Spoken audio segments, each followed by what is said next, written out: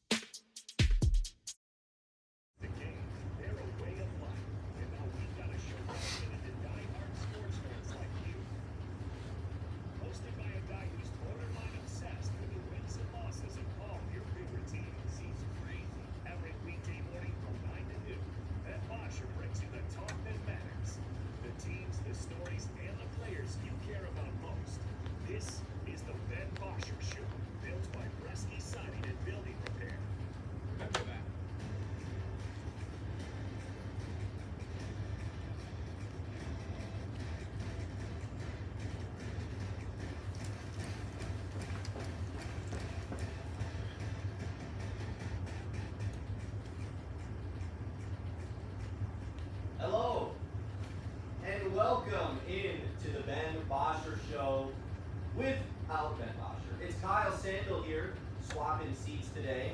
We're with John McCarty as well. He is in my chair today. Yeah. And for the rest of the week, what up, John?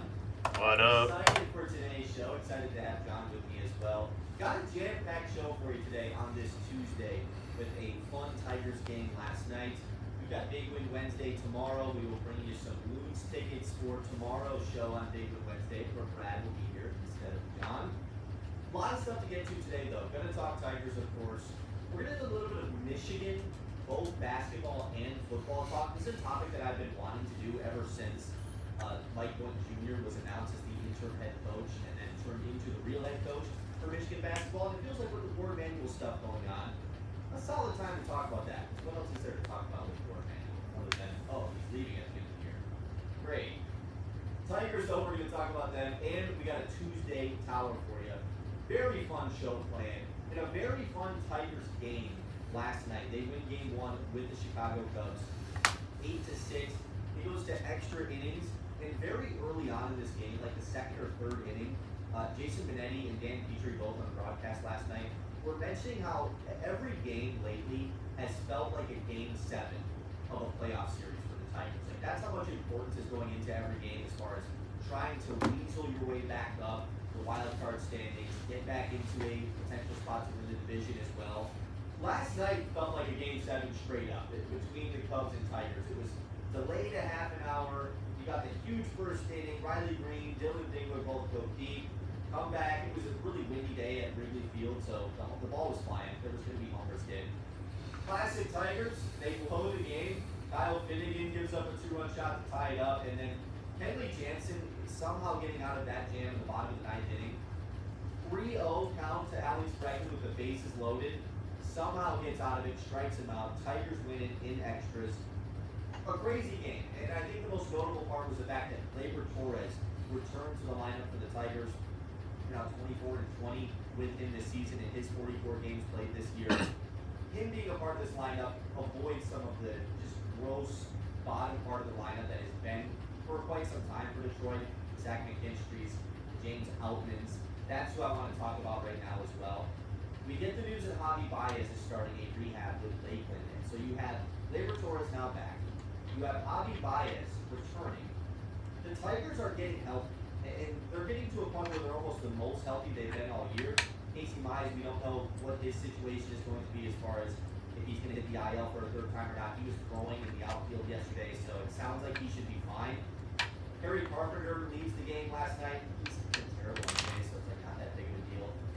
The Tigers are getting to the point where they're almost as healthy as they've been all year. I would argue right now is the perfect time to call up your number one prospect, Max Clark. Call him up to the bigs and have him play center field every day for this team. His July numbers have been pretty good. His season-long numbers are fine. Like they don't pop off the charts. He's just under an 800 OPS for the year. He got onto a shaky start in AAA. He's been really growing as of late. In July, a 289 batting average. This is with the Toledo Lions, of course. A 929 OPS with a couple of home runs. A positive walk-to-K ratio, 10 walks strong, only 8 strikeouts. That's always been one of the things with Max Clark and a lot of these other prospects, McGonigal as well. They're really good plate disciplined batters. In his last 34 games in general, you stretch it further out in July, he's got a 120 WRC plus. So Max Clark is thriving right now at the AAA level. He's hitting the part of his season where he's playing his best. And the options that the Tigers have out in the center field right now are just pitiful. I would still argue that even last night's game, you watch it, all the offense comes to play. The bottom half of this lineup on a night-to-night basis is just disgusting. I mentioned with Kerry Carpenter, he goes over 5 yesterday. He's now hitting 206 on the season. He's over his last 26 at-bats. Yikes. Spencer Torkelson's at the bottom of this lineup. He's heating up a little bit. I won't trash on Torkelson at all. He's still only hitting 206. Whatever. McKinstry and Outman, those two together. If you replace McKinstry with Javi Baez in his lineup, and then you replace James Outman with Max Clark, I can actually start to take the Tigers seriously about making a second half surge and potentially making the playoffs. I can't take them seriously when James Outman is playing every day. He has a 151 batting average this season. He's an auto-K. He went over 5 last night with 4 strikeouts. I mean, he comes up to bat late in the game and say, okay, there's 0 outs. No, there's 1 out. James Outman's coming to the plate. There's 1 out. And so, when you look at that cast of characters that the Tigers have put out in center field this year, whether it was Wenzel Perez early in the season, obviously Parker Meadows was off to a pretty good start, but he's been injured for the entire year, and I don't think there's any sign of him coming back anytime soon at all this season. Scott Harris and the Tigers admitted that this position group was struggling when they signed James Outman. They needed somebody, needed a body to throw out there. Well, if you want to call it one in James Outman, then sure, but Matt Bierlich's having a terrible season as well. And I think a great distraction to the Tarek Skubal trade saga right now. Oh, should they trade him? Should they go on a playoff push? This or that, blah, blah, blah. We all know how Ben and I feel about trading Tarek Skubal. I don't know how John feels. Maybe we'll get his thoughts at some point throughout the show today. I have a feeling it's the same as Ben and I. Trading Tarek Skubal. I know a great distraction for that. Call up the number 1 prospect. That's something for the fans to get excited for. That's something that the fans don't have to be divisive about. You can actually agree and maybe get on par that a playoff push is possible for this group. Because I can't take Scott Harris and AJ Hinch seriously when all this reporting over the last several weeks has been, well, the Tigers, they don't know if they want to trade Tarek Skubal because they think they can go on a playoff push. They think they can get hot and continue this nice June that they had and push it along into winning the division, into getting into a wild card spot. Sure, all of that sounds fine and dandy. Then add Max Clark to the team. Because now it makes a lot more sense than earlier in the year. I remember when Parker Meadows, Javi Baez, those guys went out with injury in center field. There was the chatter from fans only. Max Clark, is it his time? Oh, here we go. He's off to a really good early start. Scott Harris even came out and spoke about it. No, he's not ready. AJ Hinch, the same thing. He's not ready for the big league pitching yet. He needs some time in AAA. I agree too, because the Tigers were so bad in May and were so depleted with injury. Adding Max Clark to that group, it's not setting him up for success by any means. You put him in a group of guys that the offense is terrible. You expect him to insert some life into that group. It's a lot of pressure to put on him when the team wasn't performing well. Now, with the lineup that they currently have, with Gleyber Torres back, obviously Dylan Diggler, I mean, the guy hit 2 home runs last night. He's got over 20 bombs on the year. The best catcher in baseball. McGonigal as well. With Javi Baez coming back, I would argue that right now, center field is the lone hole for the Tigers. Yes, I know Torkelson, Terry Carpenter, we don't feel great about those guys, but there is a true wide open hole in center field with James Outman and Matt Beerling. The supporting cast is at its best right now with the Tigers, and that's why right now is the perfect time to add Max Clark to this team. Off push. John, I got to get your thoughts on this. We've seen Max Clark play in this building. We saw him play with Kevin McGonigal, who stars for the Tigers. I'm not expecting Max Clark to come in here and be Kevin McGonigal. I don't think anybody's expecting that because I think McGonigal has kind of changed our aspect on what a 21-year-old rookie should do. He's been that great. I just think that Max Clark, whether you think he's ready or not, I certainly know that he's more ready than the current core of center fielders that the Tigers are putting out there on a daily basis right now. Yeah, you just have to take it like this. And I love James Outman just because he's a former Loon, and I want him to get a second chance. And it's kind of a third chance if you look at his career. But it's the scraps of a team that's ahead of you in the division. Oh, the Twins can't use him. You're going to use him and be better than the Twins? That's not how it works. So just looking at the Outman example, to your point, yeah.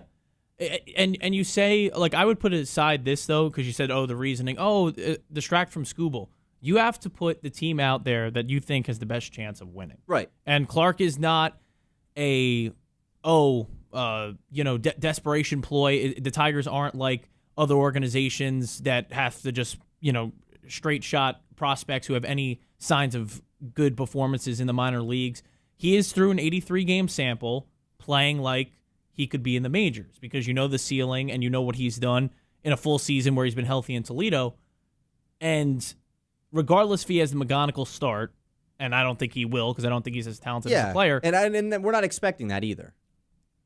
You rather him go up there, at least even defensively, and go 0 for 5 with 4 Ks than James Hellman. You know? It also gives the fans something to be excited about, Yeah, but I would put right? that aside. You can't play that, in my opinion. Okay. I understand from maybe a marketing or a ticket sales in the Tigers ticket department, but you can't operate a baseball team like that.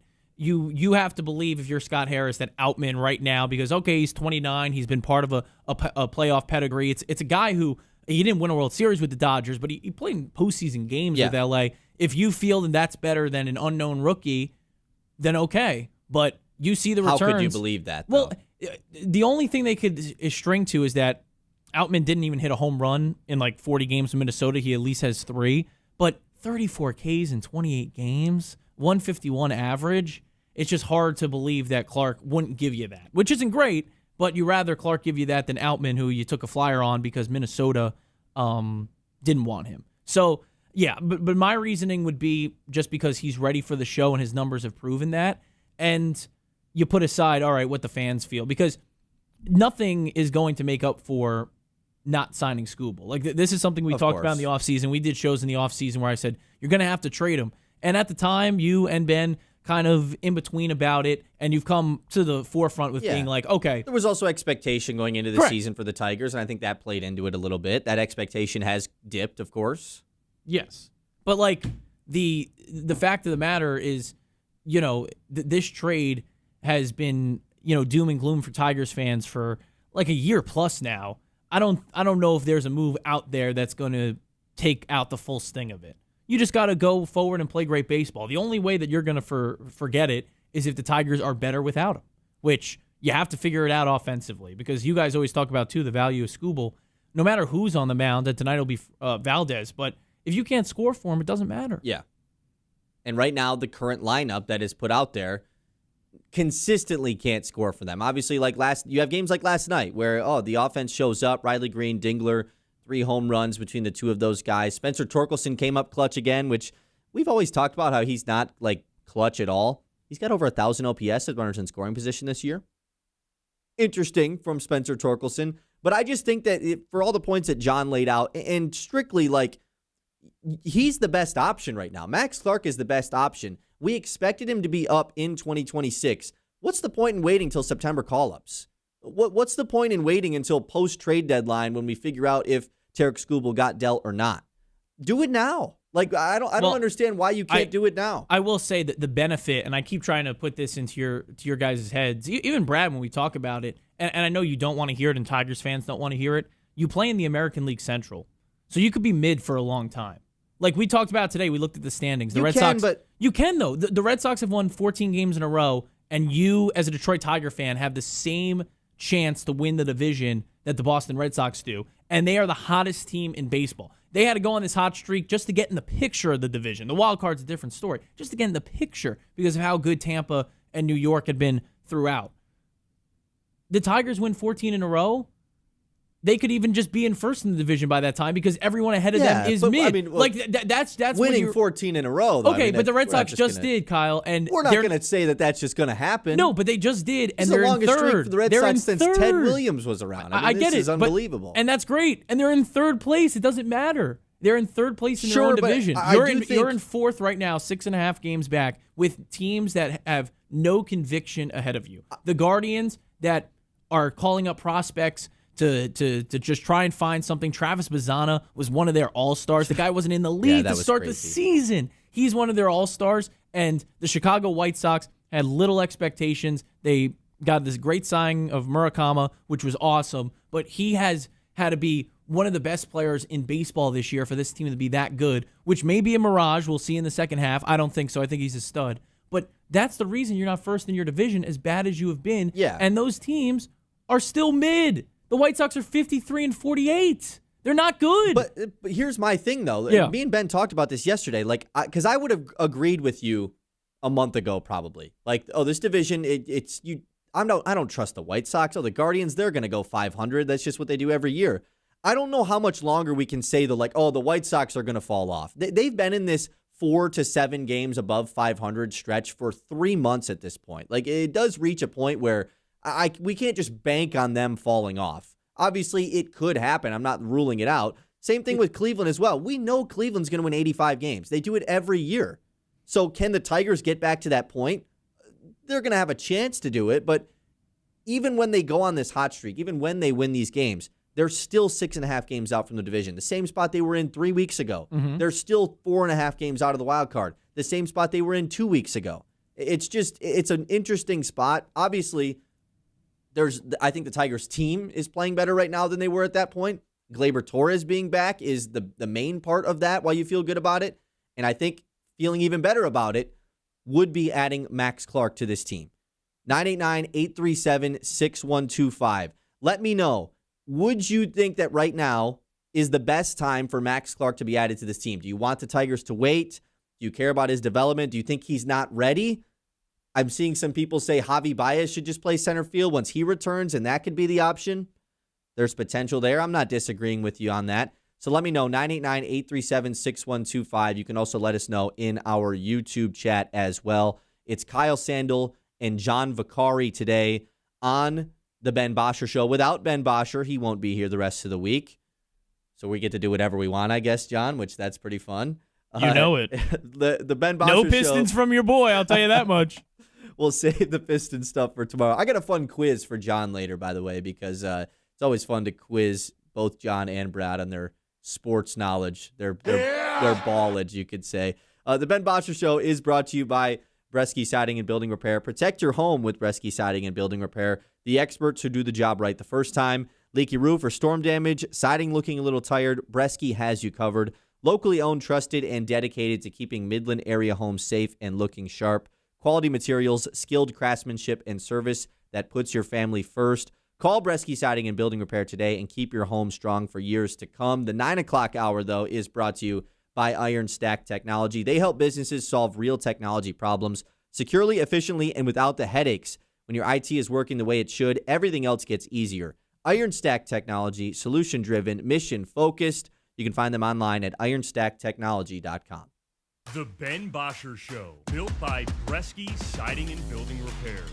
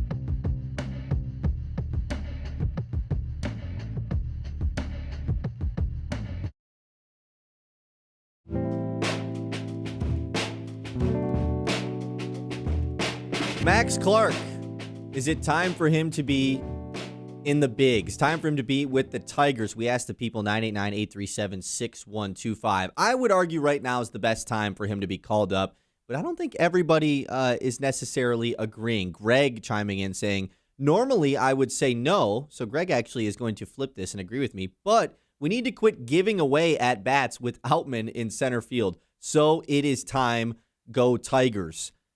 I mean, that's kind of the argument that I'm making. Whether or not you think Max Clark is ready for the bigs, and that maybe that is me overlooking the care of the development of the prospect, which usually should be prioritized more than anything.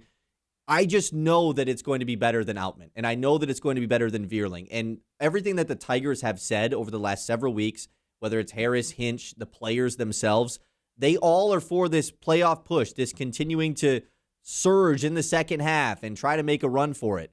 Okay, if you are serious about that, then put out your best players, put out your best lineup, your best center fielder every day, because right now that certainly is not the case with both Outman and Vierling. Dennis chiming in saying, no, he's still a liability in the field, and you don't want to start his clock before you find out what happens after the potential player strike. Yeah, someone else saying that too. They said MLB has the collective bargaining agreement that expires in December. Keep Max in the minor so he can continue to develop during a potential lockout. And obviously the rookie eligibility too, if he plays too many games in year one, if you wait till September call-ups, he'll still be a rookie next year, and that plays into the contract for next year and everything. I understand that perspective of it, John, but as far as the CBA, not knowing what's going to happen there, I don't necessarily think that part of it matters. I think it's more just about the contract situation. Sure. I've never actually heard that point. That's actually pretty solid in terms of like development, but I don't know what they like.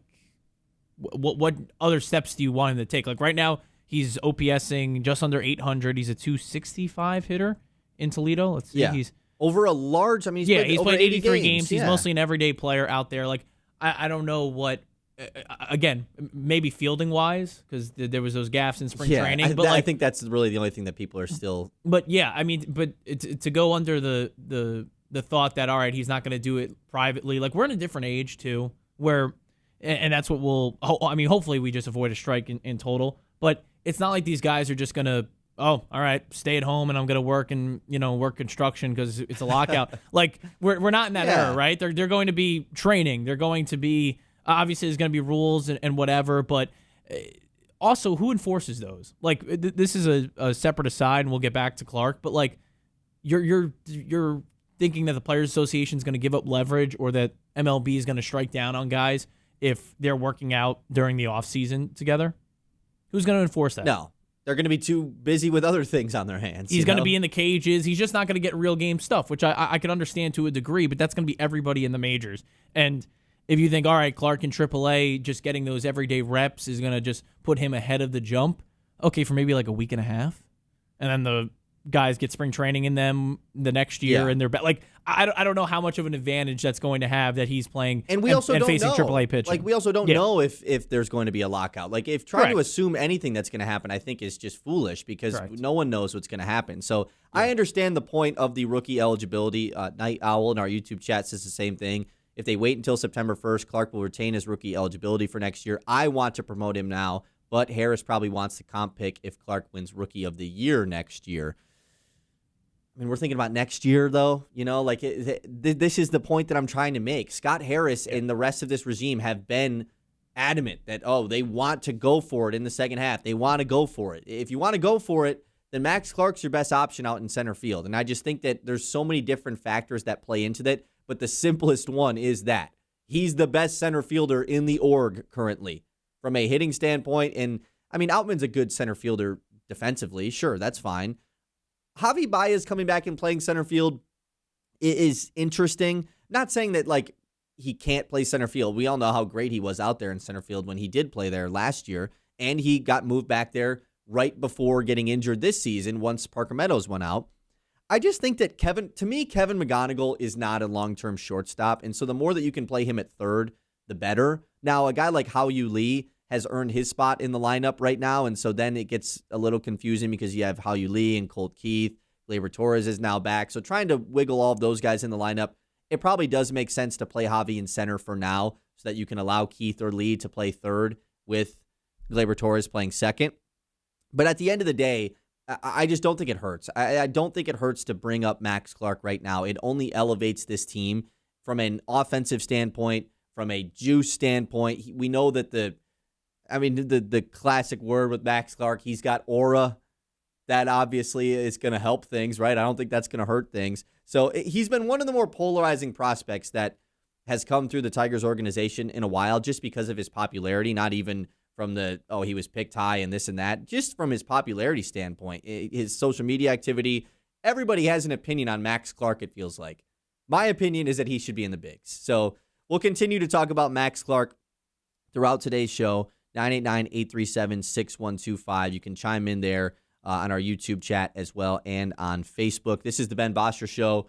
Without Ben Bosscher today, it's Kyle Sandel and John Vicari. We're going to hit the news with John Vicari next. That's the part of the show that I'm most excited for with John here. I know John loves it as well.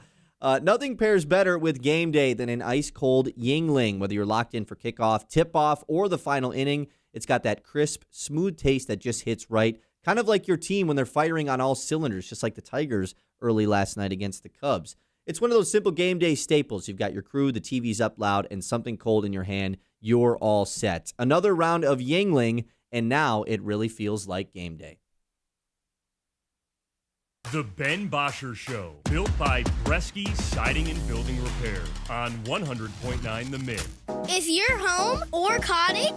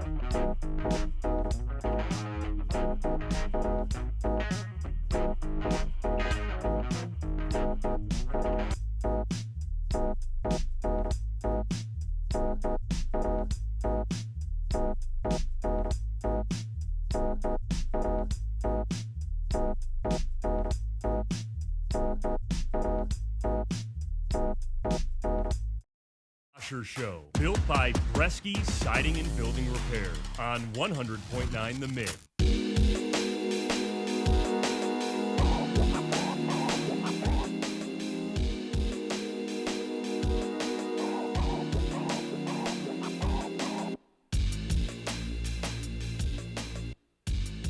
All right, it's time for the news. Before we get into the news, though, I got to tell you about our friends at Randy's Green Thumb. Randy's Green Thumb has been proudly serving the Midland area with family-owned friendly service since 1982, offering everything from fresh floral arrangements and vibrant house and outdoor plants to expert landscape and interior plant services.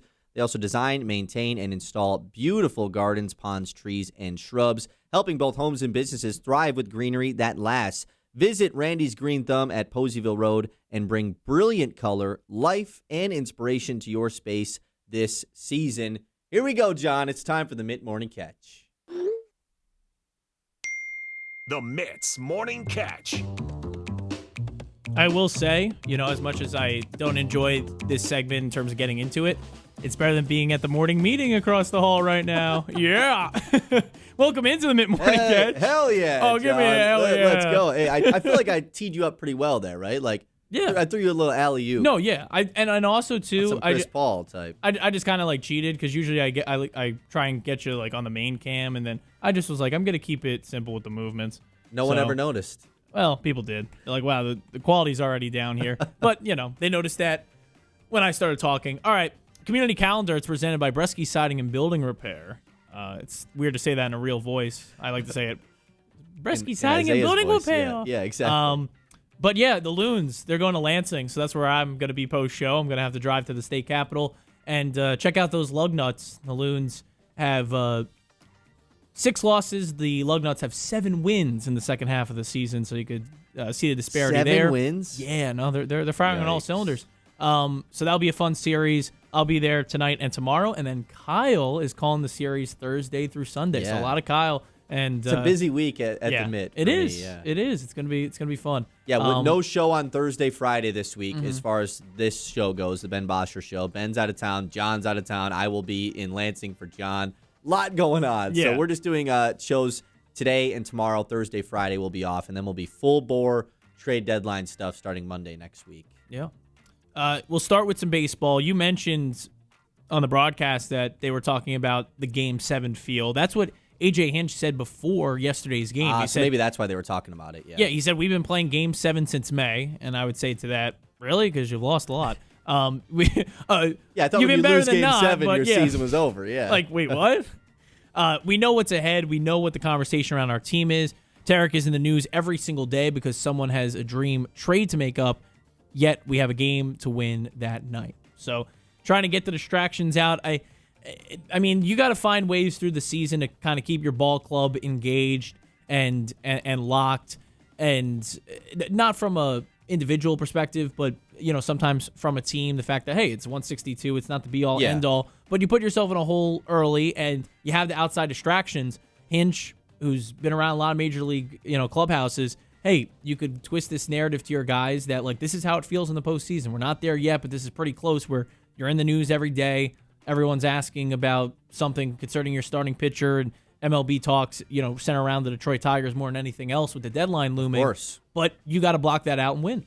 And this is a team that has lost not Game 7s, but has lost back-to-back elimination games, in the playoffs, Games 5s in the ALDS in each of the last 2 years. And so it's an organization. Not everybody, of course, was on the team those last 2 years, but still a team itself that has had to face that pressure and has not succeeded in the last 2 seasons. And so I think it's a good message. And then you watch last night's game and you were like, they could have never said that. And I would be saying that right now because last night felt like Game 7 of a playoff series, just with all the intensity. There's a ton of Tigers fans at Wrigley last night too, which was really cool. I'm expecting the same for the rest of the series as well. So yeah, it's a good message from AJ.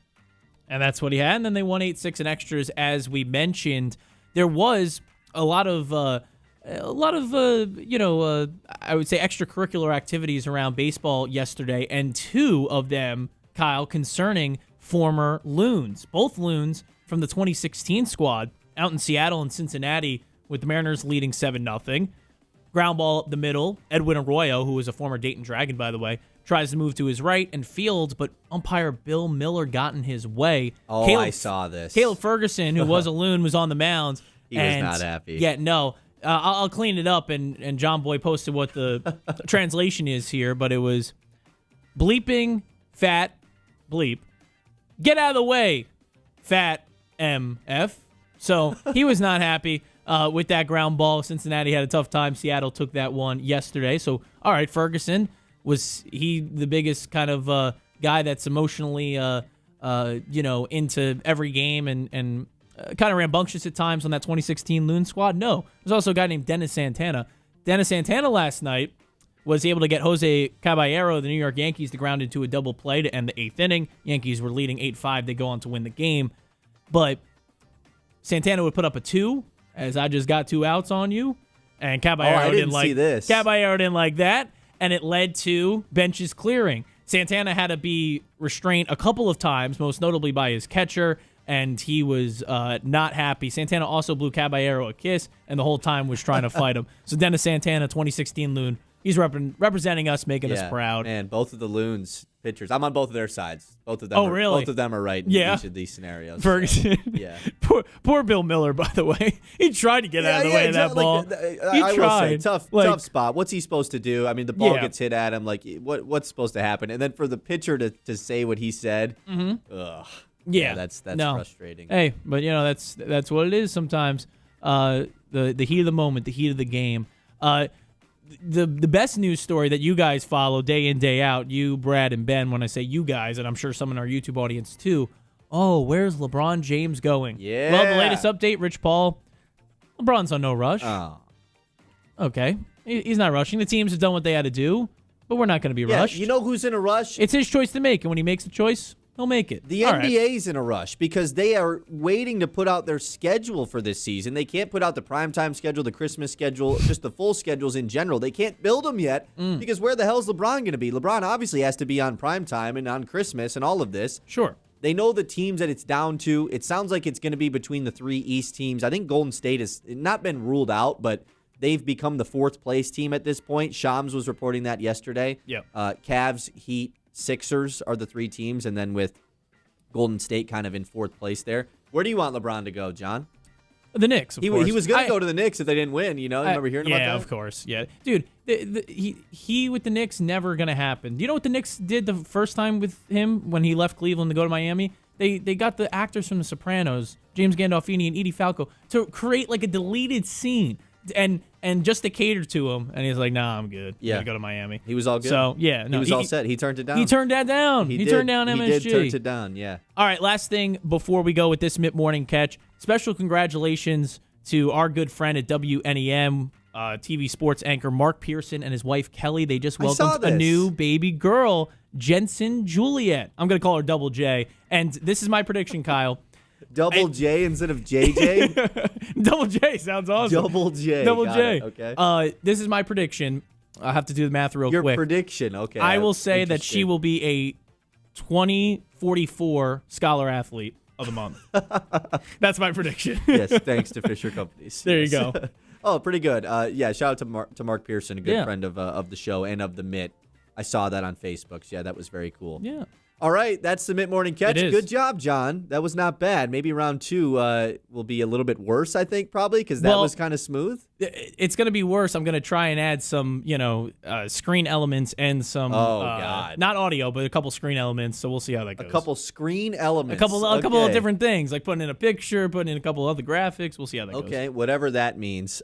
We will get to that in the 11 o'clock hour. We're going to get to Mike Boynton Jr. versus Kyle Whittingham. Who's under more pressure in year 1 between the 2 first-year Michigan head coaches? I'm excited to talk about that. Next, though, we're going to hit the Tuesday Tower. That's all coming up next year on the Ben Bosscher Show. First, let me tell you about our very good friends at Curveball Collectibles. I got cards all over Ben's desk right now. I guess he just doesn't really know what to do with all of them.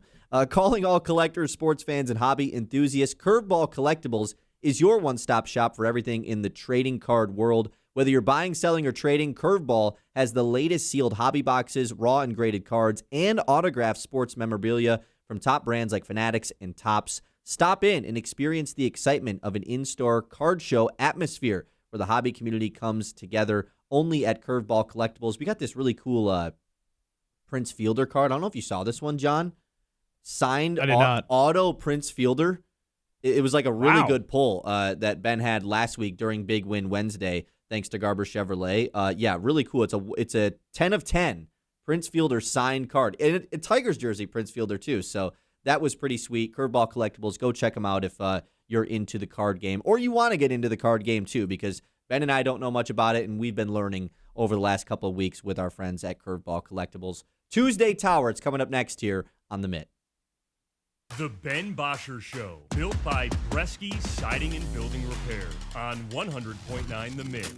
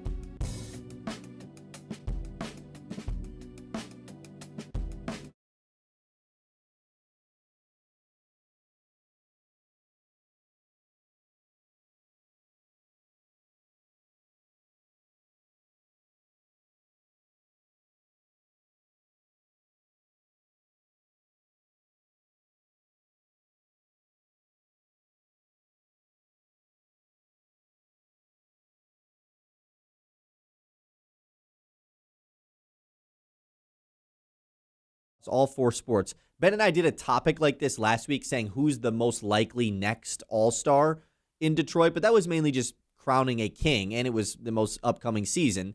So I wanted to go more in depth. So here we go. Tuesday Tower as far as the Detroit non-All-Stars.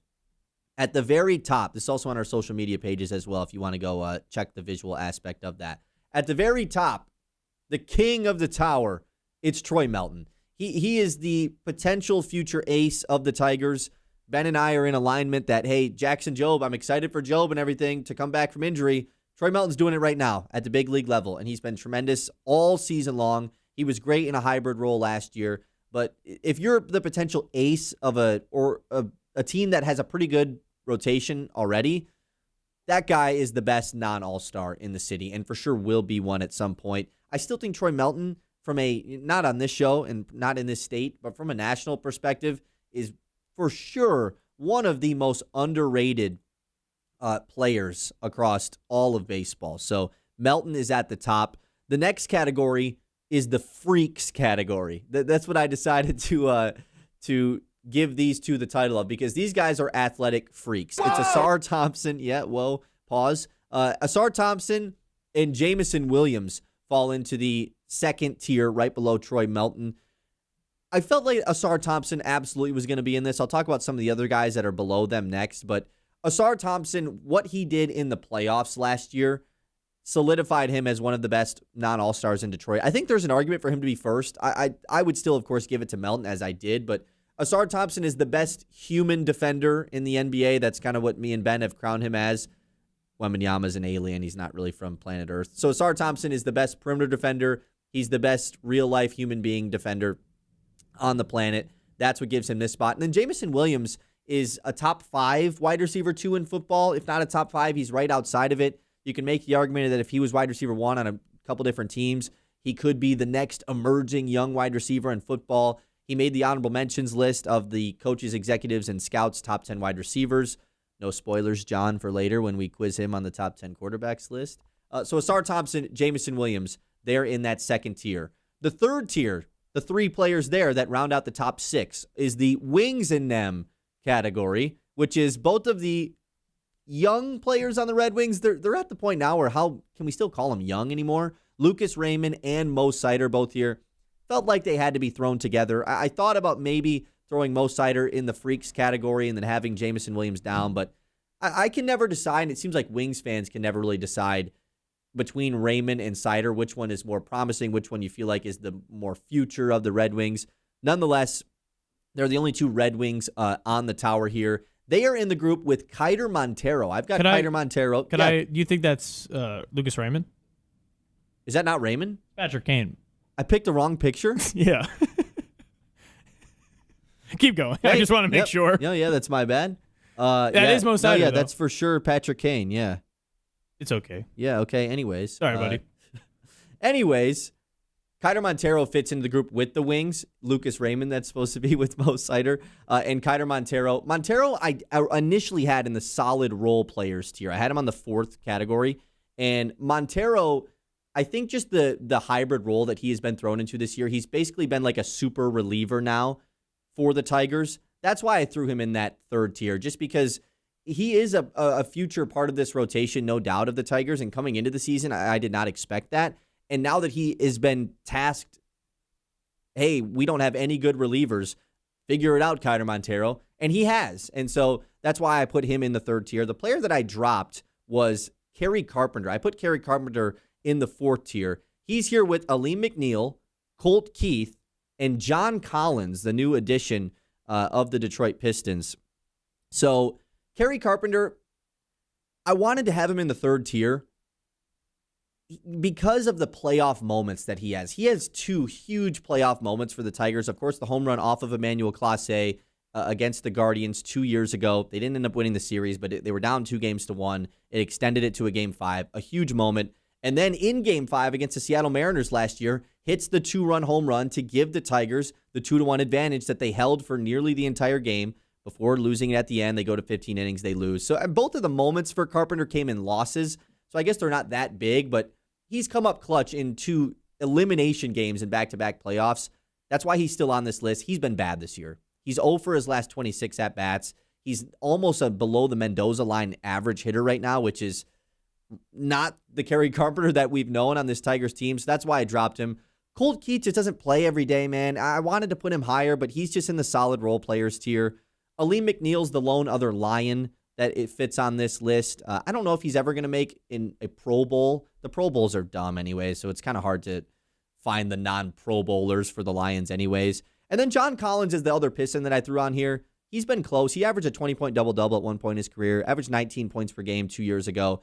I think if this was Tobias Harris, he would be in this spot as well, and I think that John Collins is an upgrade over Tobias Harris, so that's why I put him on here. And then Spencer Torkelson is just poking his head off to the side because I didn't want to put him on here, but he has been hitting well, so it's like, Torkelson, you can be like kind of a part of this, even though you don't make the Tuesday Tower.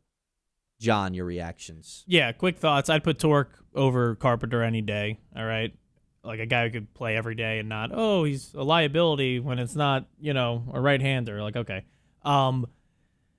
Yeah, Patrick Kane's an unrestricted free agent, so that's kind of, but Raymond probably is deserving there. Yeah. John Collins over Danish Jenkins is ridiculous. I mean, Jenkins was the definition of solid role players. We don't know what Collins is going to be. Sure. So who knows? Yeah, who knows? I mean, hopefully he's better than a solid role player, to be honest, right? I mean, it's the big free agent acquisition right now. Not that he's going to be an all-star, but, I mean, maybe a tick better than solid role player. I don't know. I think he's a solid role player. What makes Aleem McNeil solid? Exactly. Well, 2 years ago, Aleem McNeil was having a Pro Bowl-esque season, gets injured. Last year comes back from injury, and had a pretty bad year last year. So this is banking on him like, okay, last year was a weird injury-riddled season for Aleem McNeil. Yep. He's going to bounce back this season. That's the thought process there. If we're not in baseball season, and I guess if Ben's making this list, the SAR is ace and not a freak. So I guess you it'd be think called Asar Thompson would be at the very Correct. the very top. Correct. What do you think though? Do you think Troy Melton deserves that spot? Maybe we'll have to wait because we're about 30 seconds from the branch. That's and we are going to revisit this. That's maybe a good I point. do. No, we'll don't. revisit this in the 11 o'clock hour. Yeah. The Ben Bosscher Show live here on 100.9 The Mitt. Kyle Sandel with John Vicari. We'll get back to the Tuesday Tower. If you have any thoughts on that there, yeah, I'll fix the Lucas Raymond part of it there. That one's on me. Sorry, I know exactly what happened too. Yeah, just a big L from your boy right there. That's the Tuesday Tower. We're going to talk Michigan first-year head coaches next. Mike Boynton Jr., Kyle Whittingham. Which one is under more pressure? Find out next here on The Mitt. The Ben Bosscher Show, built by Bresky Siding and Building Repair on 100.9.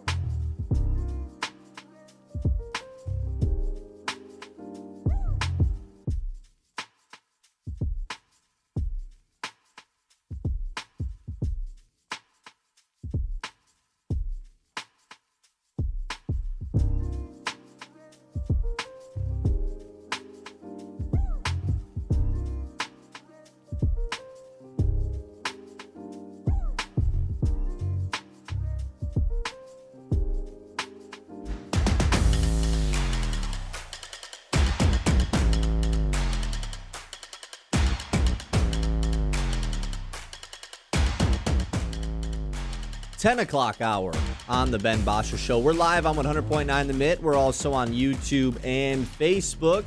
It's Kyle and John today. It'll be Kyle and Brad tomorrow. Excited for both of those. 10 o'clock hour here on the Ben Bosscher Show is brought to you by Aired Insurance. Aired Insurance Group is all about putting you in a better insurance position.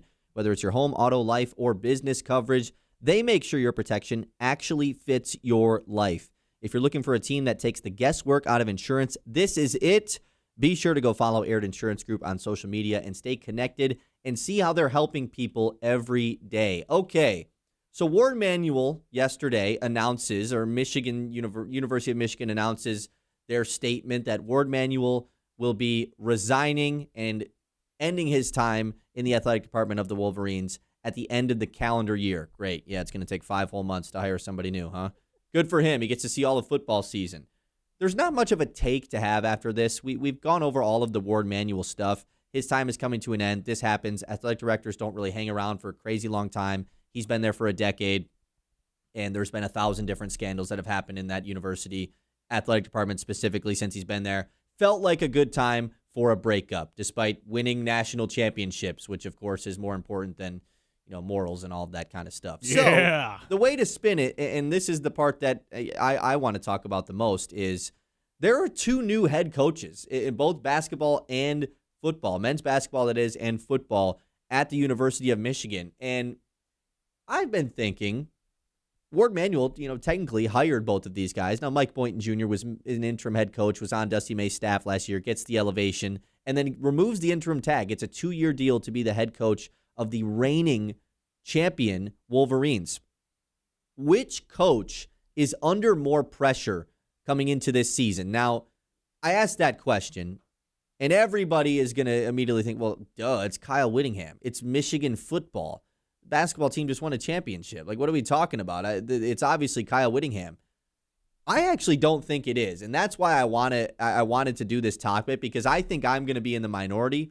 And I don't know, maybe some people will agree with me here. I'll make my reasoning for why I think it is Mike Boynton Jr. that is under more pressure to win in year one, that is. I'm not talking just overall. To win this season than Kyle Whittingham and Michigan playing in the Big Ten that has the last 3 national champions in football. And then, of course, Michigan just winning in basketball as well.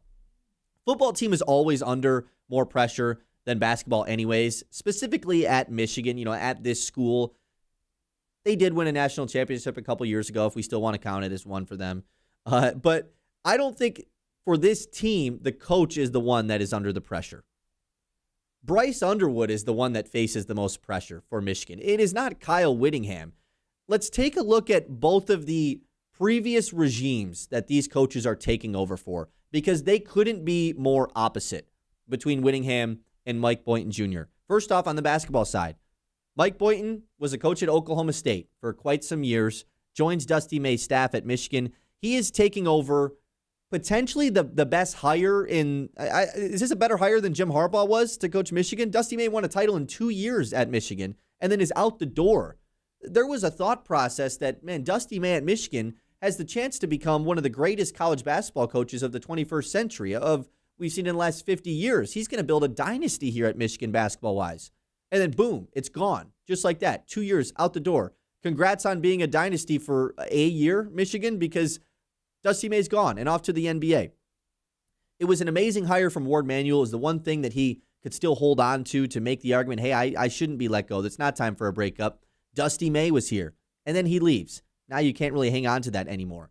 Obviously, coming off a national championship, there's already going to be some pressure there trying to back it up with another national championship, because I would argue if Dusty May was still the coach of the Wolverines, they're going into next year as, if not the favorites, a top 3 favorite, certainly the best team in the Big Ten. All these preseason Big Ten rankings I'm seeing right now don't have Michigan as the best team.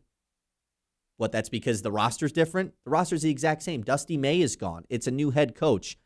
The entire roster that May recruited via transfer portal and via this awesome freshman class that's coming in, Brandon McCoy, a 5-star headlining that class, everybody came back. Everyone that May recruited to Michigan is on the team this year. Does that not put a ton of pressure on Boynton? We can't sit here and say, oh, well, yeah, but Dusty May, the reason that they're not as good is because they didn't have Dusty May's recruiting for this team. No, they literally do. They have the exact guys. He brought in Danny Wolf and Vlad Golden 2 years ago. And then last year, of course, the amazing transfer portal class that all go lottery picks in the draft of Yaxel Lendenberg, Ade Mara, and Merez Johnson. Am I supposed to expect something different with this incoming transfer class? JP Estrella, Mustafa Cham from Cincinnati, and then their awesome freshman class coming in? I'm expecting those guys to be great because that's what Dusty May provided. So if this team does underperform, we're not going to point at the transfer class wasn't as good. They didn't recruit as good. No, they did just the same thing they did the last 3 years. You're going to point at the head coach in Mike Boynton Jr. And then finally, this one doesn't really matter as much, but I think a lot of Michigan fans just view Boynton as the bridge coach, as the interim still, even though he is not the interim head coach. He only signed a 2-year deal to be the coach of the Wolverines. Everyone's already trying to figure out who the future coach of Michigan is going to be already.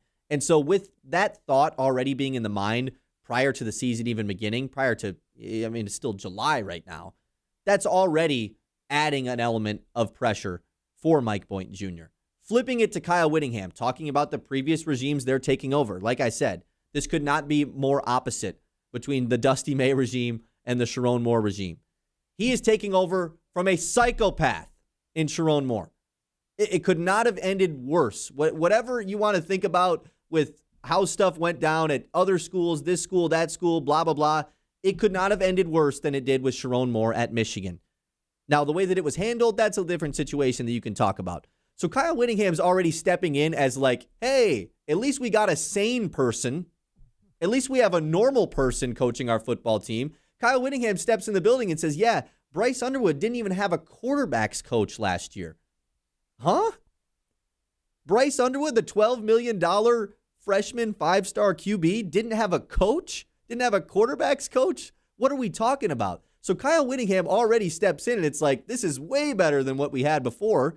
Sharon Moore, of course, was only given the job because Jim Harbaugh wanted him to be, and they were fine, during the Sharon Moore era. It wasn't anything, it's not like they were terrible, but so Whittingham already has the stamp of approval because he's taking over for Sharon Moore.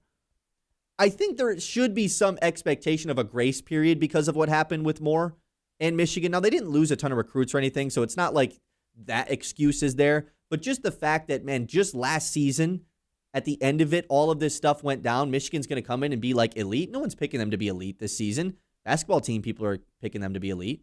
The basketball team is supposed to be right back where they were last year. I think people are expecting Michigan to go 9-3 this year. And if things go extremely well, go 10-2 this year. Maybe get back to the playoffs. I think year 3-4 of Bryce Underwood is the real years that people are pointing to. Yeah, that's when Michigan should start to thrive. Whittingham was also hired later in the process.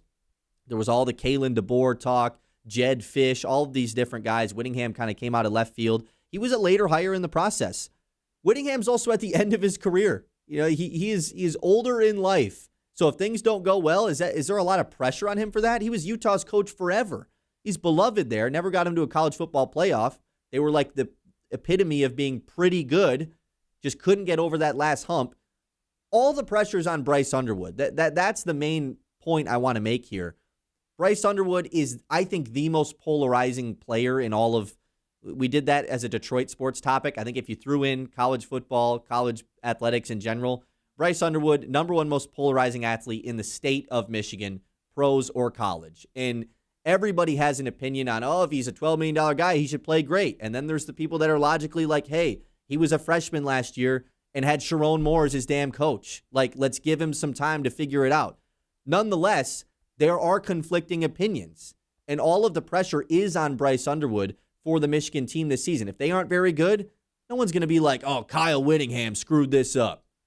No, everybody's going to point the finger at Bryce Underwood. They lose a big game to Ohio State, everybody's going to point the finger at Bryce Underwood. That's why I think more pressure is honestly on Mike Boynton Jr. to succeed in year one than Kyle Whittingham is of the Wolverines. John, your thoughts? Yeah, you kind of touched on it at the top, and if you want me to just discard it, it's fine. I just go to the care factor. I'm sorry, and this might ruffle some feathers. When I got to this state, the Chrysler Center never even sold out a game, right? Because no one really cared about Michigan basketball. And I know they were bad, and I know the whole Juwan Howard thing. Pre-national championship, pre-national championship for both, or the most recent ones for both. If you told a Michigan fan, and this would be, doing a straw poll, would you rather the football team make the college football playoff or the basketball team to win the Natty? I think most people rather the football team make the college football playoff in its current format. You think so? You make all these great points. You make all these great points, and I get it. It's just they're a football school. Like, they won the national championship in basketball. They're good for how long now? Like, but that's my awesome. point. If Dusty May doesn't leave and Dusty May is their coach, all of these fans are like, this could have been a dynasty, and it's just now it's not just like that. And the dynasty in the second sport, like. There's better examples, like Michigan State, it's even. And obviously it's a basketball school more than the football school, but they get into it evenly. Michigan's always a football school. I don't disagree that they're a football school, but so that's just the lens I take it. Like Boynton Jr., they could have a losing record this year. I don't think anyone's going to care if the football team makes the college football playoff. Like, I don't. I just don't. But what about this past year with all the stuff that the football team had everything wrong go on once the season was concluded with Sharon Moore and everything. Mm-hmm. And hey, here's this big distraction. The basketball team is winning the national championship. And we didn't talk about Michigan football for months. Correct. Yeah.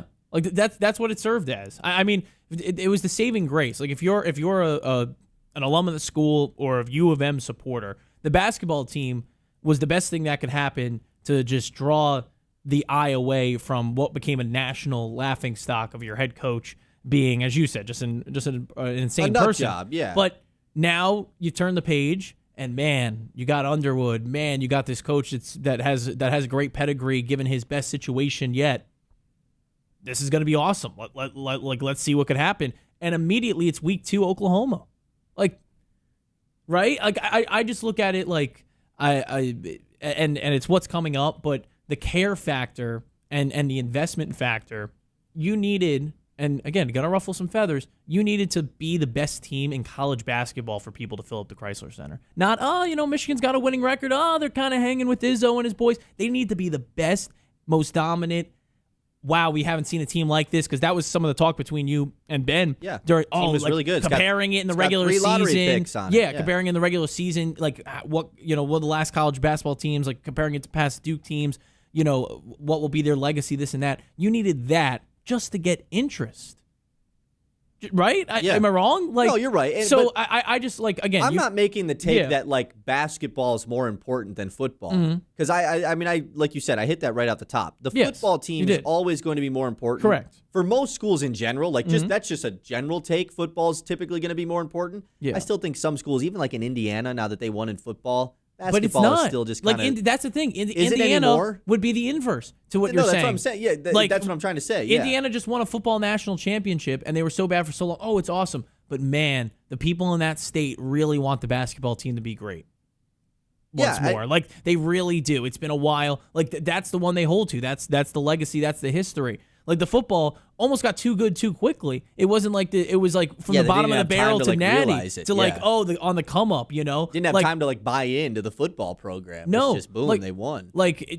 Really. I mean that's kind of what happened. So that's the inverse example where I think Indiana fans, and again, they won a national championship, rather take a Final Four appearance from their basketball team than another college football playoff appearance this year. Yeah, that's or different. even a natty. Okay, the natty, though, I think is saying even that a natty. You think Michigan fans would rather their football team make the playoff, which is Correct. a 12-team playoff. Well, again, this was pre-national. This was pre-national championship. Michigan having the national championship recently won kind of took the pressure, in my opinion, off both schools. The only reason the football team is pressured now is just to civilly be normal people. I mean, that's the pressure for this year's staff through the gates, and you may disagree with that. Just don't do anything dumb and stupid. I agree. But that was that's what Dusty May took over in basketball. Dumb and stupid. That's the best part. Dusty May, it wasn't national championship.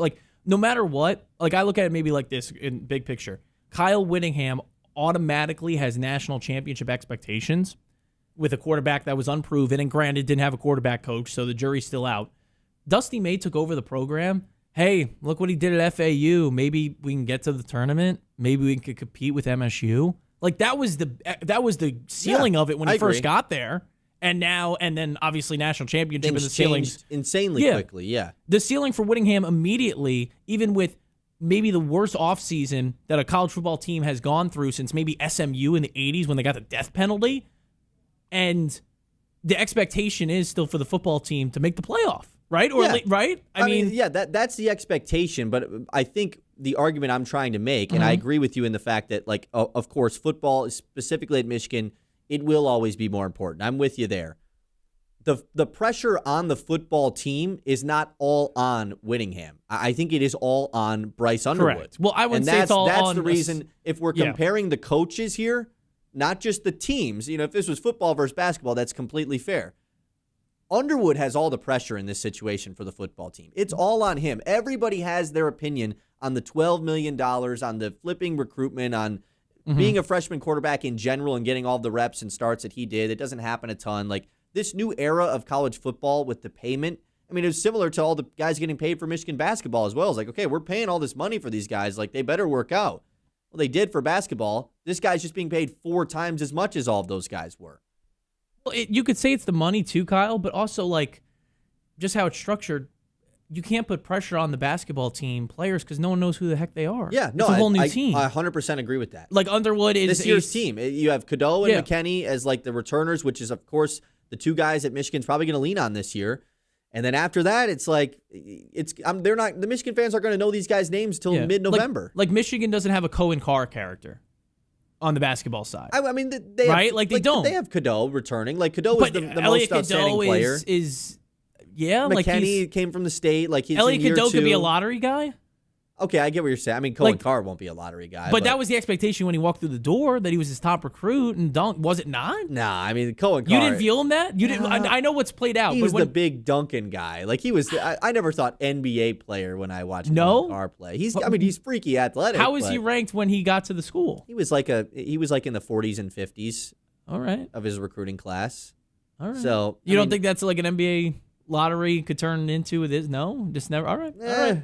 I think McKinney's got NBA aspirations for Michigan, though. Sure. That's for sure. But you're right in the fact that, like, they don't have the 4-year guy. That's and Bryce Underwood's not the 4-year guy, but hell, it feels like he's been here for 4 years. Dude, they've got the already. Basketball team has 2-year guys, right, or multiple year guys. Yeah, it's Cadeau and McKinney. That's it. And then everybody else is brand new, and so that's what I think. And the Underwood stuff to me is just he faces, like, even if we're just asking the question, who's going to get the blame if things don't go well for Michigan?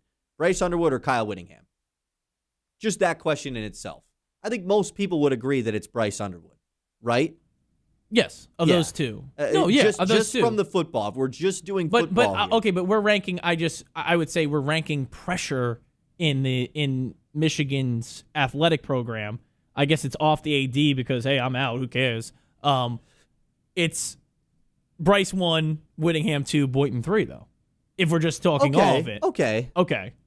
Like, I guess that's the pressure pie you're saying. And I'm like, this is how I would view it. The pressure pie. You're pressure taking blame pie. Yeah. It's a big chunk. You're getting 90% of it on this poor. I say poor Bryce Underwood. He's actually very rich. Yeah. Bryce Underwood, 5% on Whittingham, 5% on Boynton. Like, all Whittingham has to do to beat the last guy is have a quarterback meeting. All he's got to do is say, "Hey, Bryce, There's you and the other, pressure. you and the other, show up for work. Just show up and talk normally to other human beings. Correct. You've already won the job."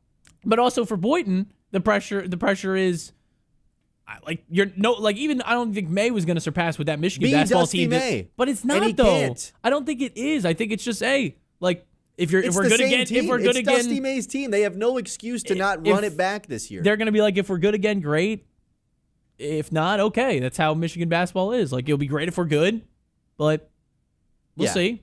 It's right? a fair point. It's a fair point when comparing the two sports. I agree with you from that perspective. Yeah. And I just think a lot of it, the reason why I feel this way is that the potential was there for Michigan to really be this dominant team basketball-wise for so long. And just like that, it got ripped away from all the Wolverines fans. And so it makes it difficult but okay, now I guess I'll pivot back to football.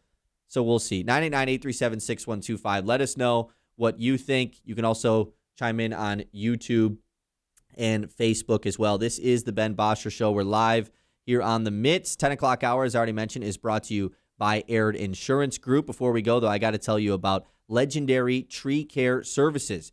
When it comes to the trees on your property, trust the professionals at Legendary Tree Care. From routine trimming and tree removal to emergency storm cleanup, their experienced team provides safe, reliable service you can count on. Legendary Tree Care is proud to serve Mid-Michigan with the strength, safety, and skill to keep your property looking its best. The Ben Bosscher Show, built by Bresky Siding and Building Repair on 100.9.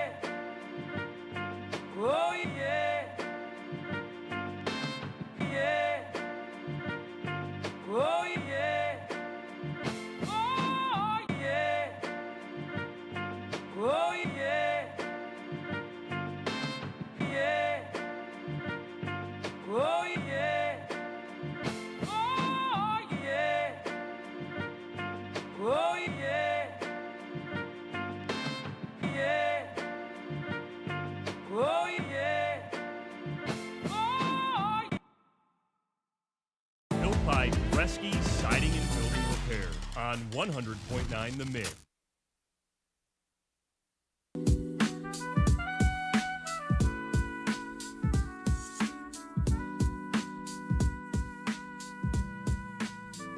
All right, John, most of the people are agreeing with you here. I put this out on our Facebook page earlier this morning as well, asking which first-year U of M head coach is under more pressure to win in year one. Joey says football. Basketball just won a natty, and I still expect a good season next year from them. Whittingham needs to get this team back into CFP contention and develop Underwood.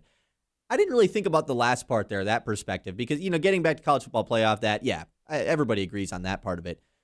Developing Bryce Underwood, though, that's a good point, because it feels like we just expect Bryce Underwood to be great based off of everything, 5-star recruit, number one QB, all of the money, this and that. It is the coach's responsibility to make sure that guy does turn out to be everything we expect him to be. So that's a good point.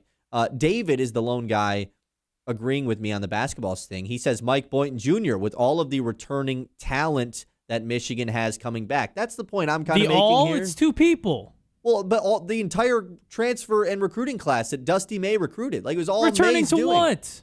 They've never played in a Michigan uniform. Yeah, but everybody thought they were going to leave because Dusty May left. That's not returning. The guy needs to They open up a literally dictionary. are returning. They're They staying. committed They've to never mi- been. they They've committed never. to- You can't be returning from something you've never been a part of. They Hey, I'm committed to returning from the miss- New York Yankees. No, you're not. You never played in the jersey. They're staying in their transfer. And guess what? There's no. Oh, they're staying for now, and then they meet someone in a summer camp or something, and they're I'm going. There's no rules with transfers. He hasn't secured anything until there's a ball in the air. Returning to what? There He hasn't literally earned is anything. rules. And that's what There's just not. happened. No, when there's Dusty not. May left, there's a 2-week grace period once the new head coach is hired. Which is ridiculous. For those guys to potentially enter the portal if they want, because there is a change at head coach.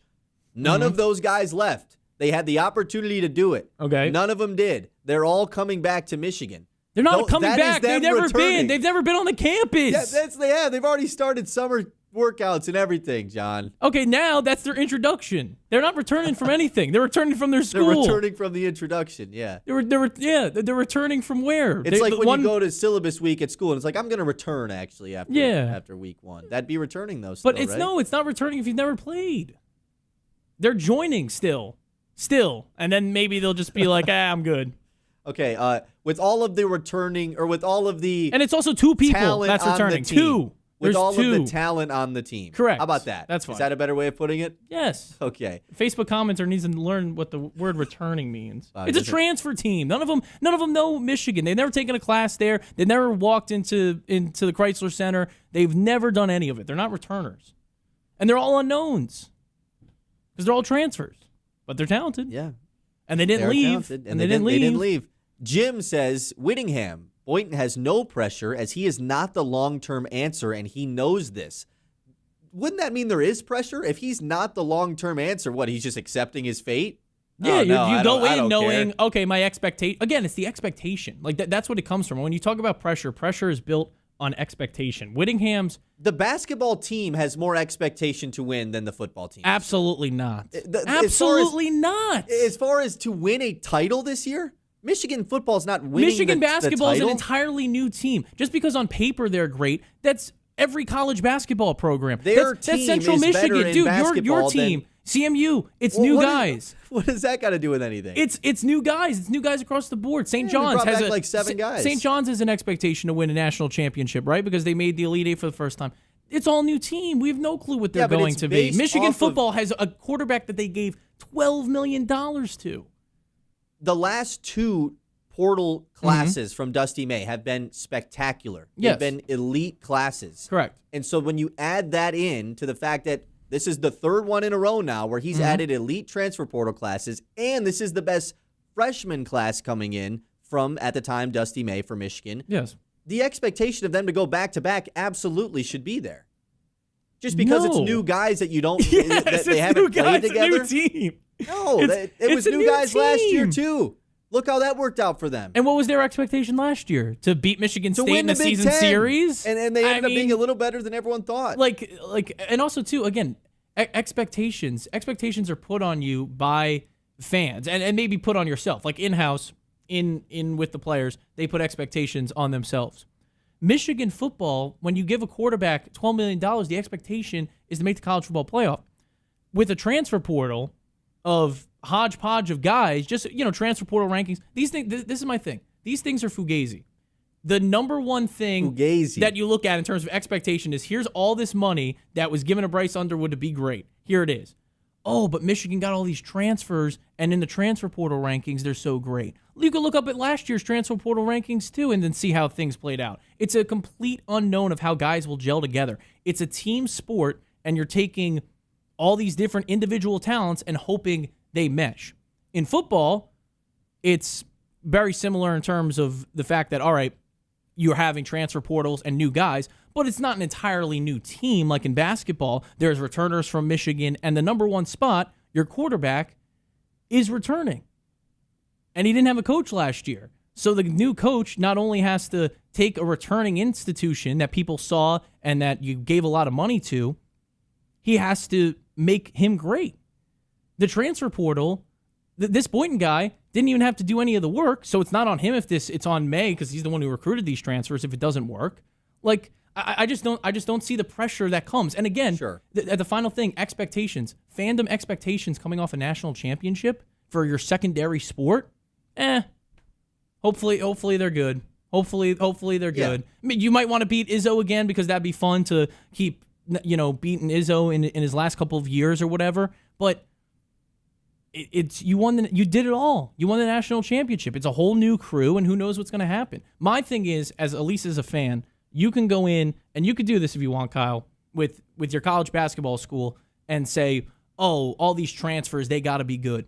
I look at St. John's, just because that's the team I root for, as a complete transfer unknown. team. Yeah. I don't put expectations on these guys at all. And it's, this guy, and look at the high school recruiting. They've never played together. They've never played in the Big East. It's a completely different conference. I don't care if they played in Europe. St. John's got a European professional. It's not the same. They play in front of 100 people who rather be watching soccer.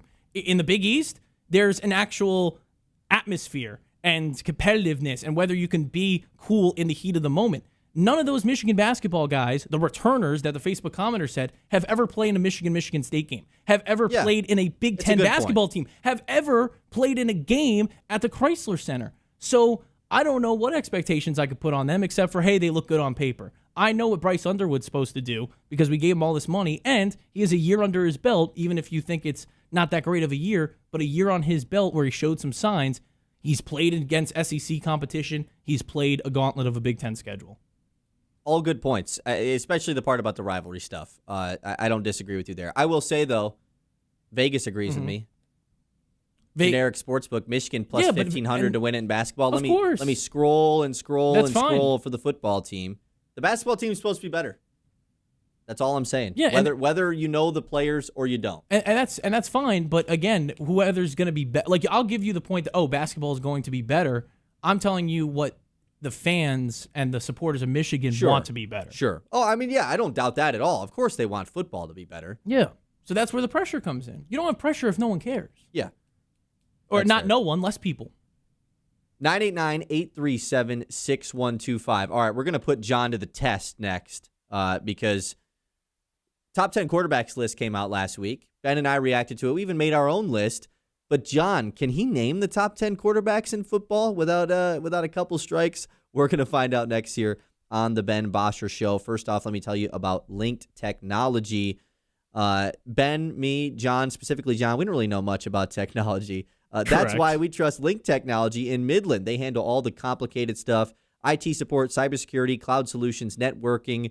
You don't have to stress about it. Whatever your business needs, their team knows exactly what to do, and they make it easy to understand along the way. Linked Technology, the experts who keep your business running smoothly so you can focus on what you do best. The Ben Bosscher Show, built by Bresky Siding and Building Repair on 100.9.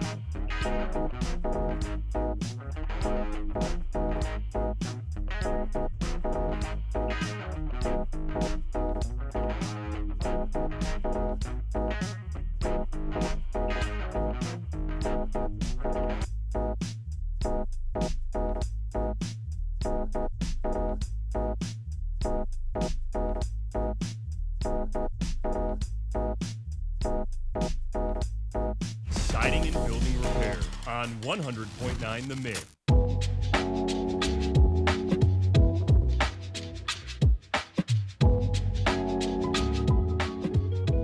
If you need to ship something, Prime Package Plus compares all 4 major carriers. That's UPS, FedEx, USPS, and DHL to get you the best price. Right now, save $5 off any service with a minimum $25 purchase. Stop by Prime Package Plus on North Saginaw Road in Midland. Okay, John, it's time to test your quarterback knowledge with a trip around the league. It's time to zoom out and go around the league.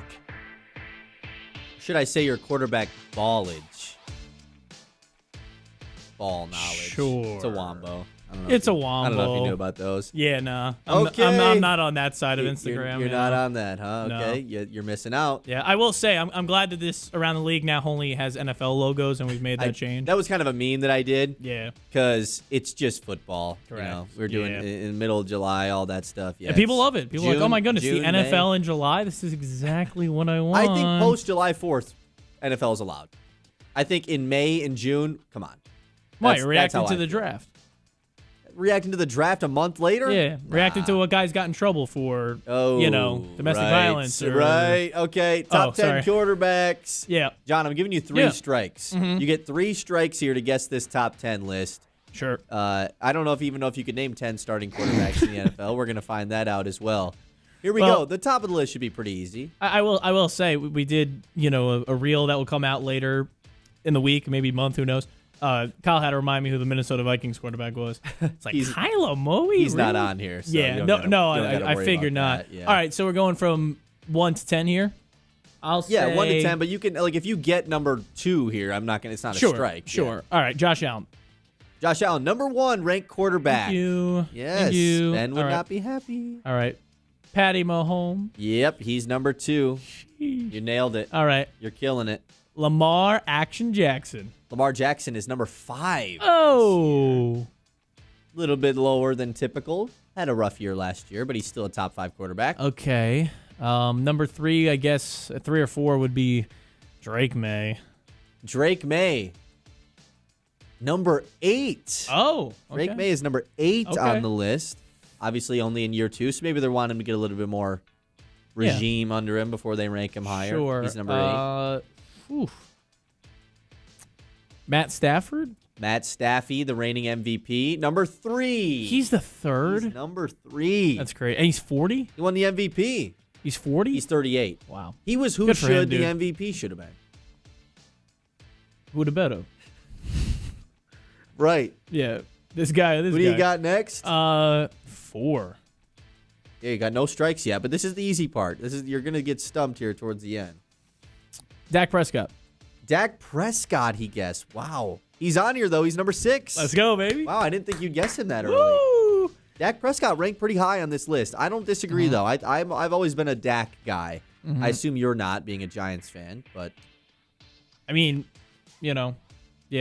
You could say any NFC's quarterback over the last 10 years has beaten the Giants, so I guess I'm not any of those guys. Exactly. Yeah. All right, you got half the list here. You got 5. Why can I'm kind of just going to that secondary level. I'm like 4 is just not jumping to me. I wouldn't go Herbert. I wouldn't go Goff. I'd put Joe Burrow there. I'll say Burrow, but I don't think he's going to be number 4. He's hurt all the time. It's Burrow. He's number He's 4. Joe Okay. Burrow's number 4. I'm fine with that. I mean, not based on last year's results, but based on when he plays, though. I mean, he Correct. absolutely is a top 5 Correct. quarterback. Okay. No doubt about it. So you got the top 5 all nailed. You got the top 6, actually. You're just missing 7, 9, and 10 with no strikes. it's pretty good. John got ballage. All right.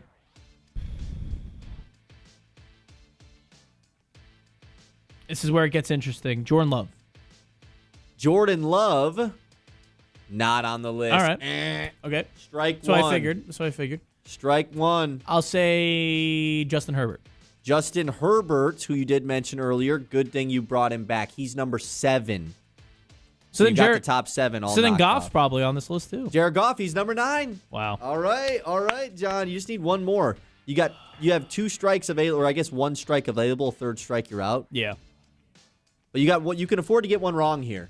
It's good. Just for the number 10 spot, Oh, Hurts. Jalen Hurts, not on here. Yikes. He's the Wow. last honorable mention name. There's about 7 honorable mentions. Man. He's the last one. You know who I really want Hurts to. is not any good. If this is my list, you know who I want to put at number 10.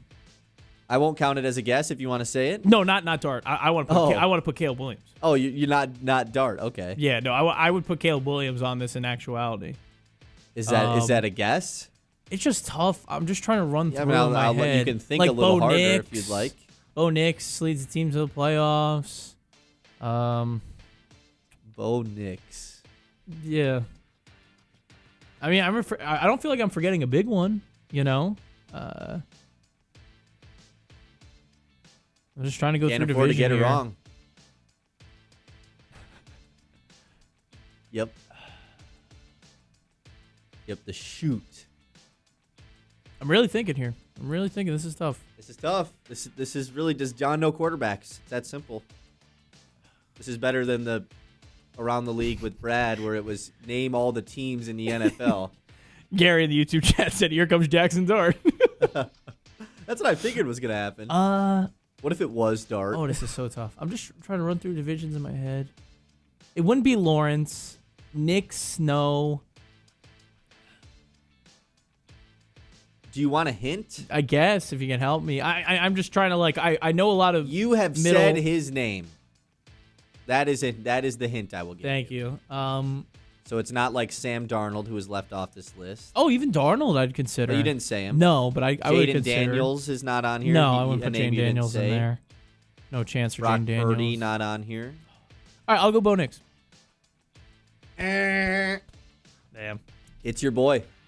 You should have went with it. Caleb Williams, number 10. Really? They have Good, Caleb good. Williams, number 10. Good. That's a good list. That's a good list. That's crazy. Yeah, That's a good Caleb list. Williams. Gary also says Ben would say Panay Sewell. Yeah, he would. That's good But stuff. don't forget Gary. about Panay. That's good stuff. All right, that's the top 10 quarterbacks. We've gone over it enough times, but John hadn't seen it yet 'cause he was off the grid last week. I was so off he didn't the really- grid. Yes, he was with his. Yep. Who made that list? It was the NFL executives, coaches, and scouts. Ah, They did it for every position group. wow. I don't think the Giants had any top 10 players at any position. I'm just kidding. we know a pass rusher. Ryan Burns was on there. Yeah, I'm about to say. Yeah. Come on now. I think that was it, though, actually. I don't think they had any other. Maybe Andrew Thomas for tackle, Yeah. potentially. I can't really remember. Ben's All right. parting shot before he left to me, by the way, he said, "You know, my take is Brian Burns." I said, "Okay." He's going to regress this year. I'm like, thanks, man. He did that on the show yesterday. He goes, Abdul Carter, he's going to be better than Yeah. Burns next year. But just because Burns is going to You know what I think he does? I forget what YouTube channel it is, but I think like it might be The Ringer or like Ringer's the NFL. 32 team breakdowns. Correct. I think he just must watched the have just did Giants the one Giants and then one, just yeah. copied what they said. Yeah. That sounds about right. All right, that's Around the League. Thanks, John. Coming up next, we're going to do something stupid. And that's what happens when Ben is gone from the show. We do dumb stuff, which I'm excited for. Answer Heating and Cooling. Got to let you know about them. Last thing you want in summer is your AC unit to go out. It's been really hot here in Michigan. You don't want that to happen. So that's where Answer Heating and Cooling comes in. They get your AC unit or your furnace running efficiently so your home stays cool and you don't end up, sweating, having to have fans on everywhere. Nobody wants that. Fast, professional, and reliable Answer Heating and Cooling keeps Midland homes cool all summer long. The Ben Bosscher Show, built by Bresky Siding and Building Repair.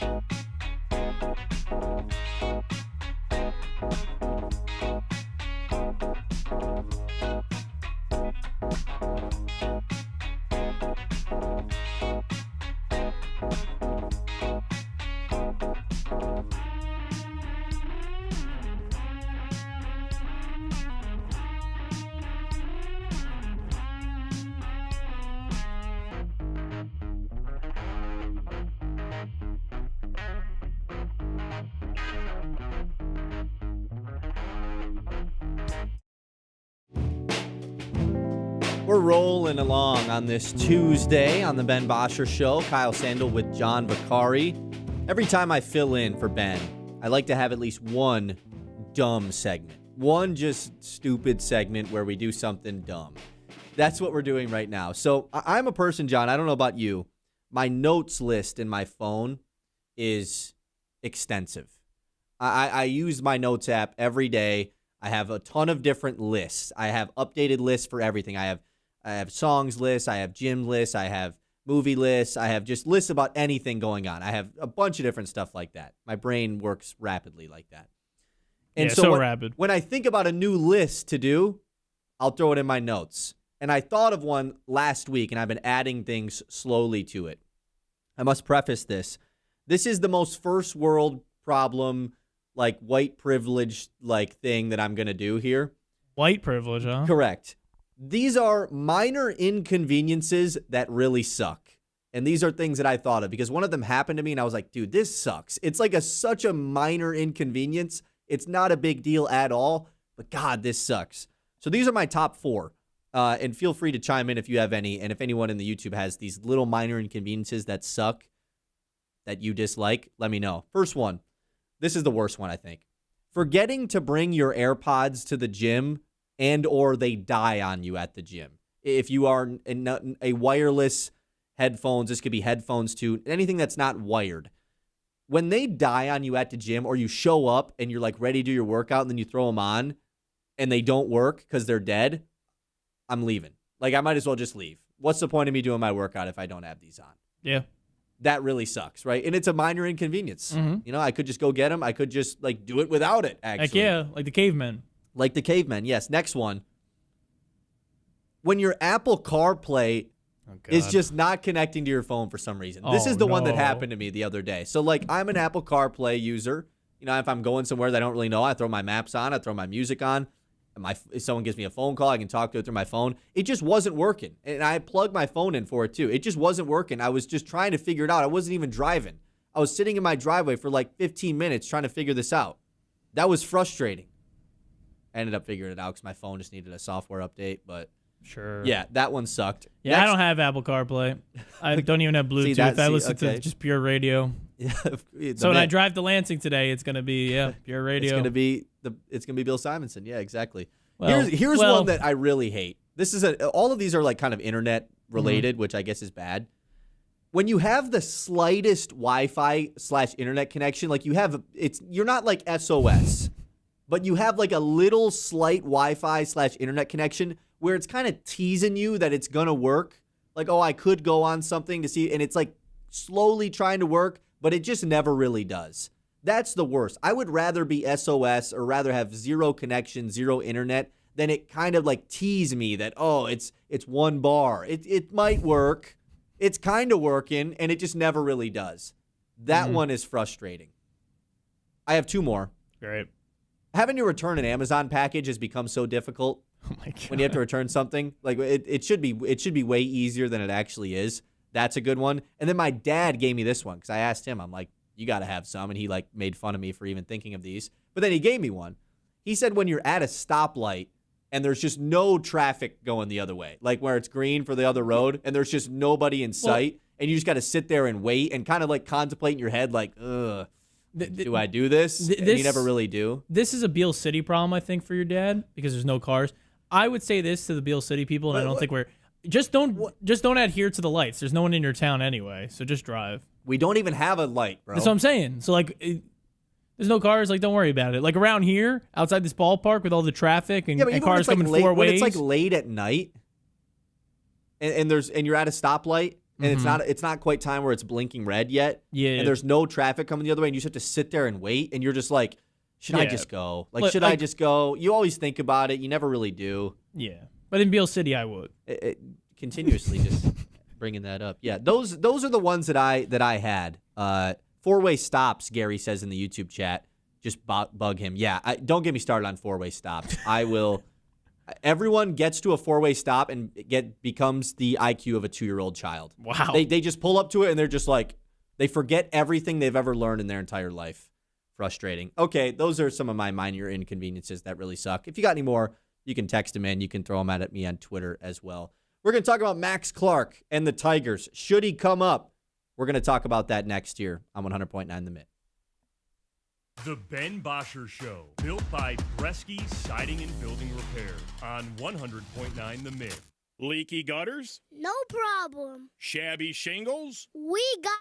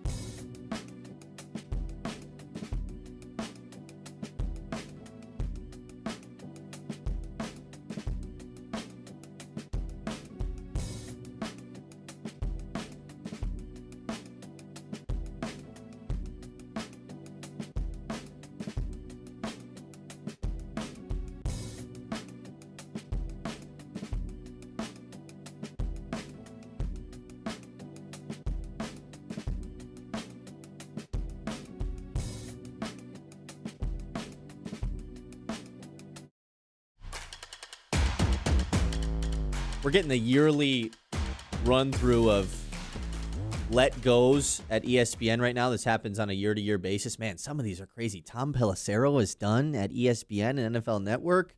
Oh, that's terrible. I can't steal all these, though, because I know that John's going to have to use this for half of the Mid-Morning Catch. Correct. So we'll save, circle back. Well, we'll I have some save other that. stories. I do. Okay, that's good to know. Yeah. Welcome back into the Ben Bosscher Show, 11 o'clock hour here with Kyle and John. The 11 o'clock hour is brought to you by Yiter Insurance. Life happens fast, and Yiter Insurance Group is here to make sure you're covered every step of the way. Locally owned and trusted in Midland for decades, they treat you like family, not just another policy number. From home and auto to business and life insurance, Yiter has the right coverage for every stage of life. Their team makes insurance simple with expert advice and real people you can actually talk to. Yiter Insurance Group will be there when you need us since 1940. So the Tigers pick up a huge win in Game 1 in this 3-game series with the Cubs last night. It's one of those games that really felt like, man, if they lose this game, it is going to be devastating. And if they win, you're going to say, phew, and it's going to be such a sigh of relief. A big-time win. A late one. This was on past midnight. I was laying in my bed, like falling asleep, and then Finnegan gives up the home run to tie it up, and I'm like, no. Just wanted this game to end. It ends up going to extra innings. Luckily, not too far. Top of the 10th. Spencer Torkelson comes up clutch, which has never been his thing, but this year he's gotten above 1,000 OPS with runners in scoring position. I think that's notable for Torkelson, who has seemingly starting to turn on a little bit in this June-July stretch that the Tigers offense has as well. The big thing, though, with this Tigers team last night is, one, the return of Gleyber Torres, which he has been the stability of this Tigers team, not just this season, but last year. Ever since he's been in a Tigers uniform, the former Yankee has been much better with the Tigers than he ever was with New York. Yeah, you're right. I just want to get John's we just didn't let him, give us infield problems like with you guys. Oh, we have too many cooks. No, Gleyber, how about you play third one night? Yeah, no bueno. We just let him play second, even though we have multiple second basemen on the roster. And we're it's like, awesome. hey, how you Lee and Colt Keith? We're going to figure it out elsewhere. But for real, though, Gleyber Torres has been such a stable part of this lineup for the Tigers at the top of it, day in, day out, gets on base 4 times in his return last night. And Javi Baez, we find out, who has been out since late April with a really scary ankle injury that he had running the bases. He is starting in Lakeland tonight, a rehab assignment that is. So, Gleyber Torres was with Lakeland. He made about 3 or 4 rehab games, and he was back. So if you get Javi Baez back by the trade deadline, let's say, all of a sudden, the worst part about this Tigers team that we have felt like for so long, that bottom half of the order, the Zach McKinstries, the Ben Malziris, the random guys like you just heard there, even when Jake Rogers fills in, when you have James Outman / Matt Vierling in the lineup, those guys start to go away a little bit more. And with this team potentially getting at full strength, hitter-wise, we'll find out what happens with Kerry Carpenter. He had a tweaking last night of his hamstring, I believe, and then Casey Mize is dealing with some injuries. If they get to full health here with Javi Baez coming back, I don't see why right now is not the perfect time to bring into the picture the number 1 prospect in the Tigers organization, Max Clark. We discussed this earlier in the show. He's been a steady piece of the Mud Hens lineup all year long, just under an 800 OPS, played in over 80 games for them, but he's at his best part of the season right now in July, a 929 OPS. The strikeout to walk ratio is more walks than Ks, which you love to see. He's getting on base a ton. He brings that speed to the table. Yeah, I know he had some errors in spring training that people didn't love. Whatever, that was in spring training. He's had an 80-game sample size in AAA now, being pretty good. Just because a guy isn't having an 1,100 OPS in the minor leagues doesn't mean you can't bring him up. The options that the Tigers have in center field right now are putrid.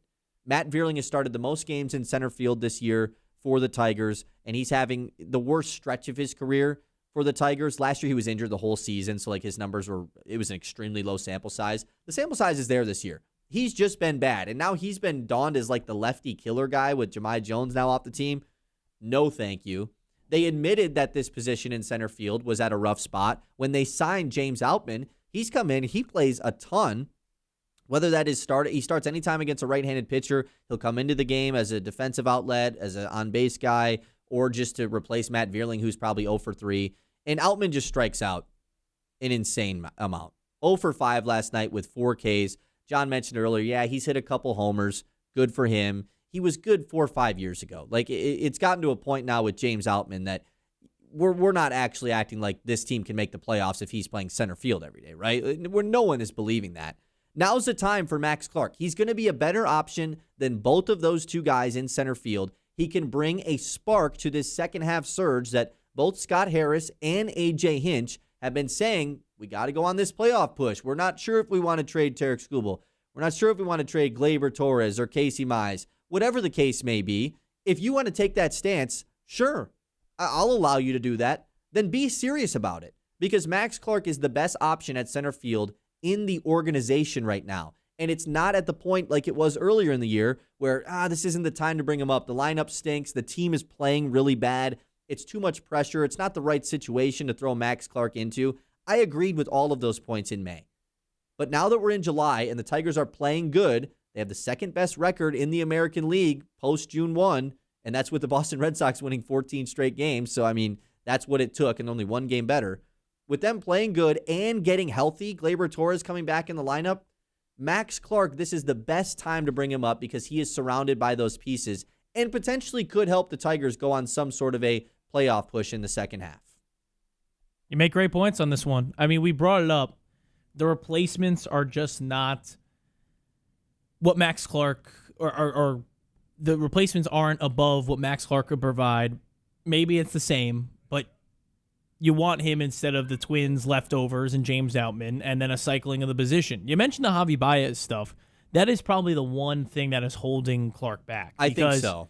He was an all-star at the level, and now last year's all-star game may be looked at in a decade from now, and there's some definitely questionable choices, but the Tigers were the best team in baseball, and that's why they had so many of them. But for what is right now, if this team is, again, serious about contending, and I'll keep beating the drum, and I know, you guys, meaning you and Ben, night in, night out, it's tough to feel this belief, but I keep reiterating, it's the American League Central. You're in the mid-division.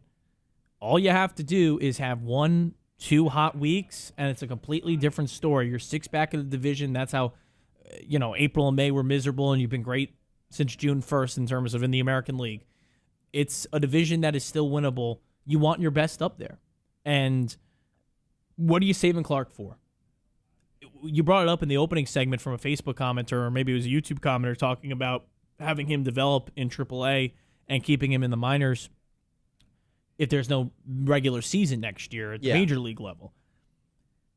If that's what you're concerned about, you're not serious about winning. Exactly.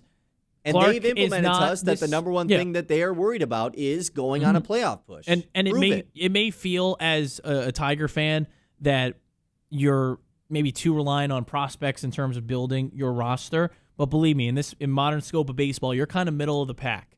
You're not Yankees, Dodgers, Mets, where it's free agents and all right, only the cream of the crop prospects. But you're not some of the bottom dweller teams that are like, okay, any prospect that shows signs would be up. I mean, I would say Clark would be in the majors in 10 organizations, not named the Detroit Tigers already, just based on the sample size and the success that he's had at the minor league level. And the need of the position. If this was the same situation with the Athletics, the same situation with the Guardians, all these other teams, they would be up right now. Mm-hmm. So, bring him up if you're serious about winning. If you want to wait post-deadline to put him as a top prospect and he's still going to have the prospect status at the deadline regardless if you promoted him today. For sure. But if you want to play that game, sure, and see what they can do. But they need help quickly, and you're going to try and win right now. And you brought up with the fact that, it's going to be good for the fans to have something without Skubal in the opening segment.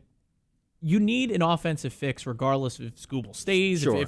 if ownership wakes up tomorrow and says, we're giving Skubal all the money he wants, actually. You still need an offense to win some games if a pitcher is going to show. Because you guys can bring up the record that the Tigers have in Tarek Skubal starts in his last 20. You still need the offense. And right now it's lacking in the outfield. And that is where you have the depth in the minor league organization with Max Clark at the top of it. Bring him up, landing spot. And it doesn't he has all this build and pressure, but he's not going to be, Max Clark, top of the lineup on a nightly basis. Exactly. You kind of compare to how the Guardians treat their guys, whether it's been Petey Halpin, Travis Bazzana, Angel Martinez in recent years. Guys that, for prospect heads, top prospects, let's see what they can do. Not to the degree Clark was ever, but Bazzana was. Chase DeLauder, too. Chase DeLauder. They brought them up, and they're not going to be top of the lineup guys. They might not be everyday guys. You don't need to force feed them to the top. They didn't even force feed McGonigal in the beginning. Yeah, and Clark won't be. And now he should be. And McGonigal's a unicorn. It took 2 games for them to be like, oh, yeah, what are we doing? Correct. This guy's our leadoff hitter all year long. He's playing every day. He's going to get the most at-bats of the season. He's a unicorn. Yeah. And so I don't want fans to think like, oh, well, Max Clark, but his AAA numbers aren't even as good as McGonigal's in the bigs. We can't compare those 2 guys. And they're not. And guess what? You might be under the impression with how it was when they first came in. McGonigal is on a different level than Clark is. And it's not saying that Clark's not a major league player. McGonigal was just a stud. He was the best hitter in the minor leagues. He was. When he was in the minors. No doubt. He was something different. Again, him and Mike Sirota last season, when healthy, were the best 2 players in minor league baseball. And Sirota probably is the best this year. I would say that's what I would say. I mean, you can just list the Dodger outfielders, but maybe the Tigers could get him for Scooble. Well, that's the fun part of it too. Like, there's prospects to gain, but Clark should be top priority right now in terms of finding a way. Just because, again, what is on the field right now is below replacement level, and you're not the Marlins, you're not the Athletics. Like, have a little better than below replacement level for your 9 positions. When you have the guys available to make the move too, it's not like it's a tough decision. Who do we send down? Who do we DFA? Man, James Outman is a nothing. Like, you can get rid of that guy in an instant. Which is unfortunate, but it is he's unfortunate, not great. But it's the truth. Ben Malgiri, who is like this alternate he was a great right-handed bat playing in the outfield for the Tigers, never really gets a start. Some reason they kept him on the roster over Eduardo Valencia, who had been raking. I know the catcher position probably needed down at AAA in Toledo, but still, like, you have those options. It's not like there's a tough decision to be made. I think now is the perfect time for Max Clark to be called up to the bigs. We expected it. They did say later in the season, when Hinch and both Scott Harris and Hinch were asked about it earlier this season, they said, yeah, this is something we're going to wait on later in the year. It's too early. I agreed with it then. We're later in the year now, and Clark has consistently been like pretty solid for AAA, and you know who has not been consistently pretty solid for the Tigers is Matt Vierling and James Outman. So call up Max Clark. That's my final thoughts on that. It'd be kind of cool if this happened like super soon after making this take, because I would feel validated. But I don't think it's going to happen because these guys, when it's not Kevin McGonigal, they really like to take their time with these prospects.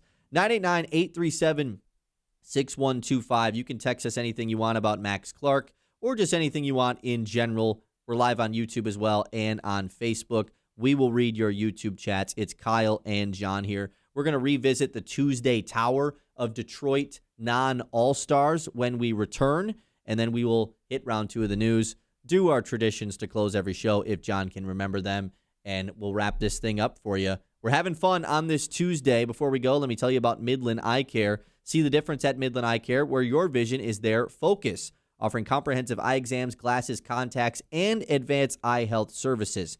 Friendly, knowledgeable staff, and a wide selection of stylish frames for every face and budget. Book your appointment today and start seeing clearer tomorrow. That's Midland Eye Care.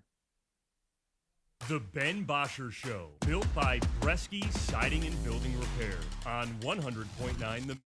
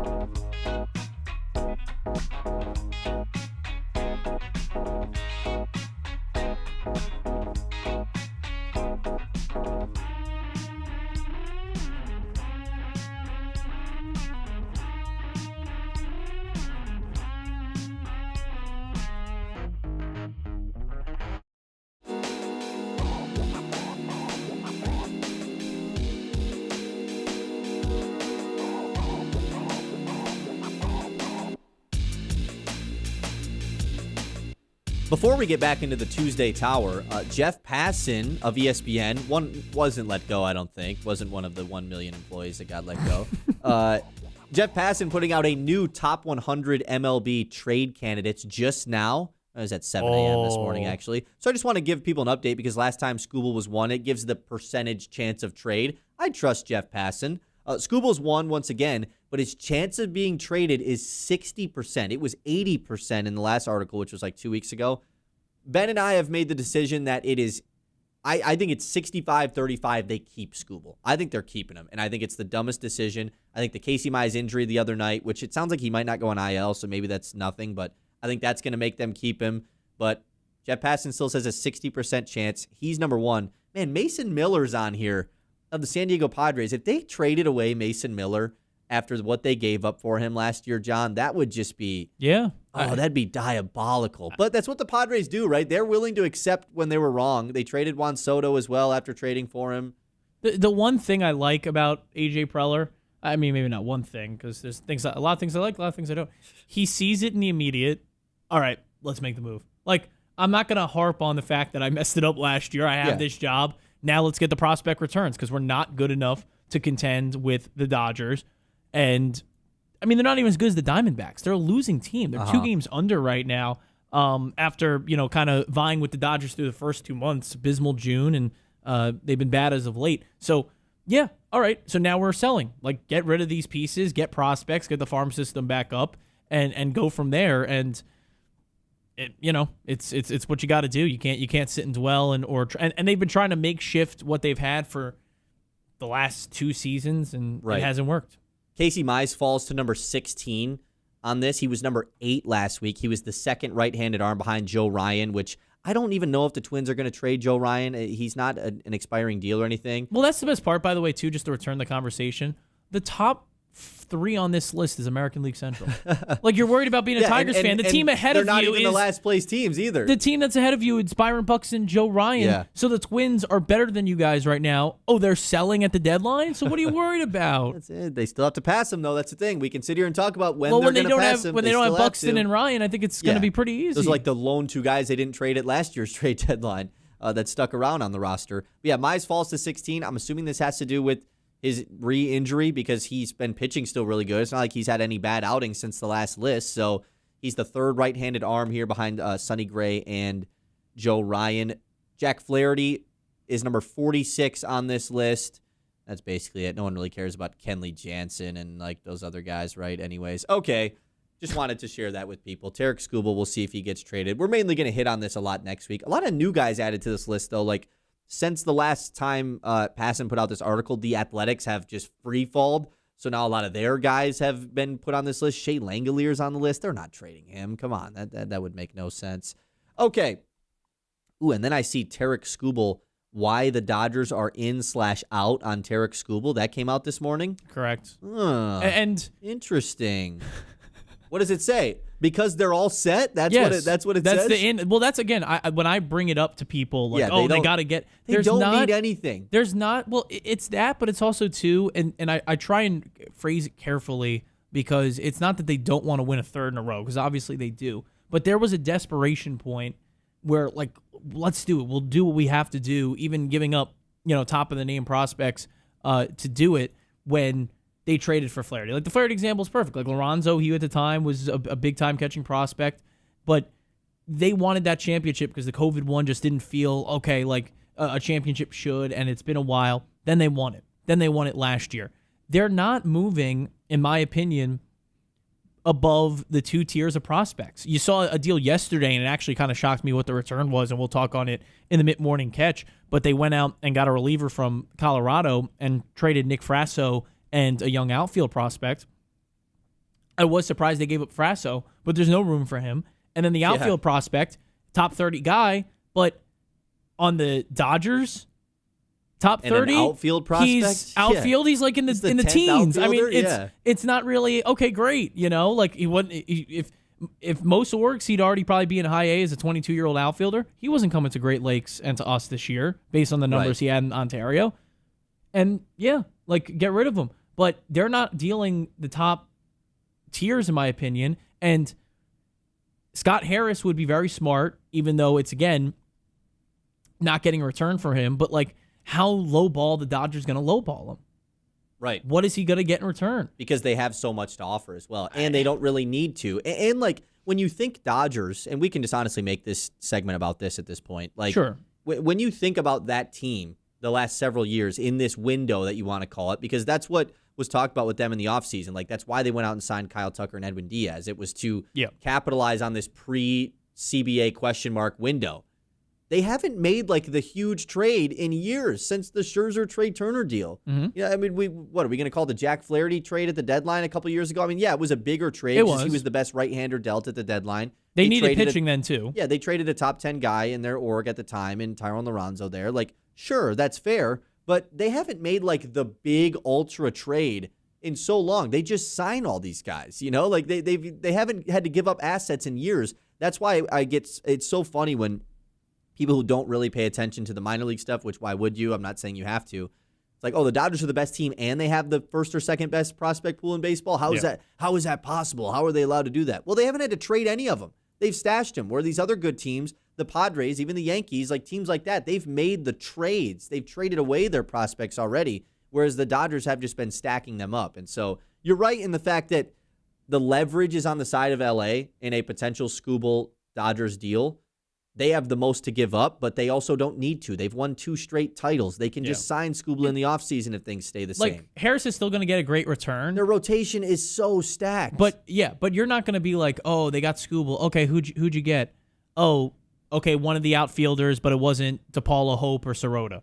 Okay, a pitcher, but River Ryan's had shoulder injury. Like, they're just not giving up that top tier. So it's still going to be quality players that will provide for the Tigers, but it's not the home run win like Mason Miller with the Padres. Like, the Athletics won that trade last year, and they have a prospect in DeVries who's going to be a part of their next year, and some good pieces that have made the A's honestly better like this year. Like, they're still not great, but they took a jump for sure at after least. Losing the best like closer in baseball potential. Correct. Like, so it's just a unique situation, but I'm still, you got to trade Skubal because you know he's going to walk. You know he's going to walk. Just kind of skimming through this article, the main point they say for like why the Dodgers would trade for Skubal is so that one of their competitors doesn't get him. Yeah. Which is a fair point. You know, if a team like the Braves, who has been linked in Tarek Skubal trades, obviously you have the Phillies. There's been the Brewers stuff, which I just don't buy that for a second. I don't. Now they're the lone team that I'm like, maybe their prospect pool is better than the Dodgers. It's between those two teams, I would say.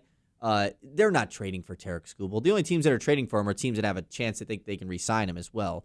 But yeah, if the Phillies or Braves get him, like, that would be a reason for the Dodgers to be like, we got it. Because the Tigers probably don't want to trade him in the American League either. The Brewers move would be akin to when they traded for CC Sabathia for those couple months. He shoved, and then he was so good. Did you see they put him in the Ring of Honor this year? Really? Yeah, for half a season. I did not see that. But yeah, like that's what it'd be akin to. But I just don't foresee that happening. And that's a different era as well. Correct. So we'll see. When we didn't really know how to rank prospects, or I like that. The fun part too, at least.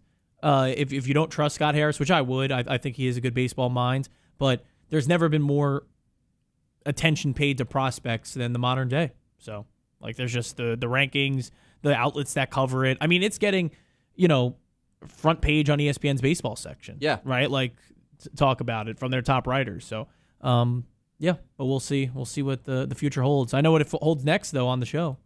Oh, nice. Okay. Me in a high-pressure situation. Call me Bryce Underwood. That's right. Who's under more pressure for this next segment, me or John? We're going to find out next. This is the Ben Bosscher Show right here on 100.9 The Mitt on YouTube and Facebook as well. Mr. Appliance is your go-to for fast, reliable home appliance repair right here in Midland. From refrigerators and ovens to washers, dryers, and more, they'll get you back up and running. Keep your home running smoothly with Mr. Appliance. Schedule service today at MrAppliance.pro. The Ben Bosscher Show, built by Bresky Siding and Building Repair on 100.9 The Mitt.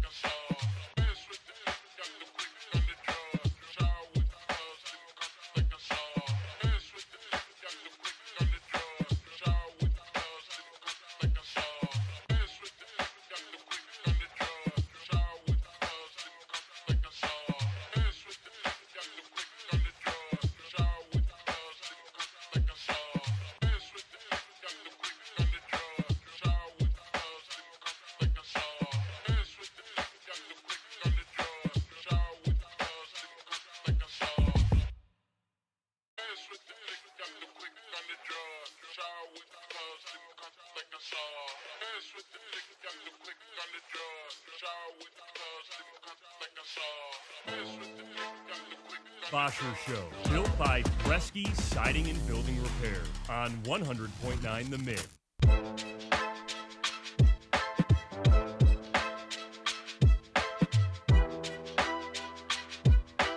If you've got boring floors, a sad shower, Premier Tile and Stone is here to rescue your surfaces from the snooze zone. They turn tile into art. Kitchens, bathrooms, backsplashes, fireplaces. If it holds still, they'll tile it beautifully. Giant selection of fancy stuff, porcelain, ceramic, natural stone, and materials you probably can't pronounce but will definitely love. Stop dreaming, start scheming. Visit the showroom and let your inner interior designer run wild. That's Premier Tile and Stone. And this is the Mid-Morning Catch with John Vicari. The Mitts Morning Catch. Snailed it. Right. All right. The Covenant logo's on your screen. You know what that means, Gal? What does that Of course mean? you do. This is your segment. Of course I know. It means that the Covenant Healthcare Orthopedics and Sports Medicine Injury Report is here. And if you didn't catch Kyle talking about it earlier, the injury report is Javier Baez. He's rehabbing in Lakeland Low A because the Tigers do not like the West Michigan organization say, no rehabbers for you. They're going to have Jackson Jobe skip your level, and Javi Baez is probably going to skip that level too. I mean, do you... I really thought we could have had Jobe here this weekend. It was close. He pitched on Sunday for Erie. He just completely skipped it, went from Lakeland to Erie. It's messed up, man. It is messed up. I'd like to see him, but not the case. Not the case. He'll be in Low A and then probably in Erie after the fact once he gets a couple at-bats in the beautiful Florida sunshine there. All right, let's open somewhere that we didn't talk on in the first mid-morning catch. We didn't really talk about it at all. I'm sure you guys did a little yesterday on the World Cup final between Spain and Argentina. Of course, the Spaniards winning with Fernan Torres. Have we figured out why he only had his first name on his jersey? I haven't yet, but that was the case. He scored in the 106th minute. But in the end of the game, because, hey, screw it, might as well just fight each other. And Leonardo Paredes, and here we go, another one, Nahuel Molina of Argentina were going at it with Eric Garcia and Rodri. He only has one name, I guess. Right, of Rodri. Spain. A couple coaches were going at it, too. FIFA is going to open a disciplinary investigation into the ugly scenes that followed the World Cup. That, according to Mark Ogden of ESPN. Does anything come of this except for nothing? Well, let's compare it to all the investigations that the University of Michigan did in their own athletic department. What came from those? Oh, nothing. So you're right, yeah. Yeah, probably nothing. With you don't think... Did you enjoy the World Cup? Yes, I did when I watched. Because I will say, like, Ben and I's whole bit on the show during the World Cup was like, yeah, we don't really know like anything about soccer, but we're going to watch it and we're willing to learn. Yeah. And I think you honestly dislike soccer more than any of us. Like, I think you're the biggest like non-soccer guy out of all. I guess. I don't hate the sport. I just have you just I'm just passive against it. You know, again, I don't. It was in MetLife, dude. That's awesome. I don't respect an entity that just doesn't have rules. So FIFA in general, you're just I'm out on FIFA. And then to put the World Cup like they did in Russia and Qatar, it's the same. It's the same feeling with the Olympics too. It's just I like the sports in the Olympics. But yeah, I like that this. Honestly, the proponent of this tournament was the fact that. I think it kind of united the country a little bit. I think having, I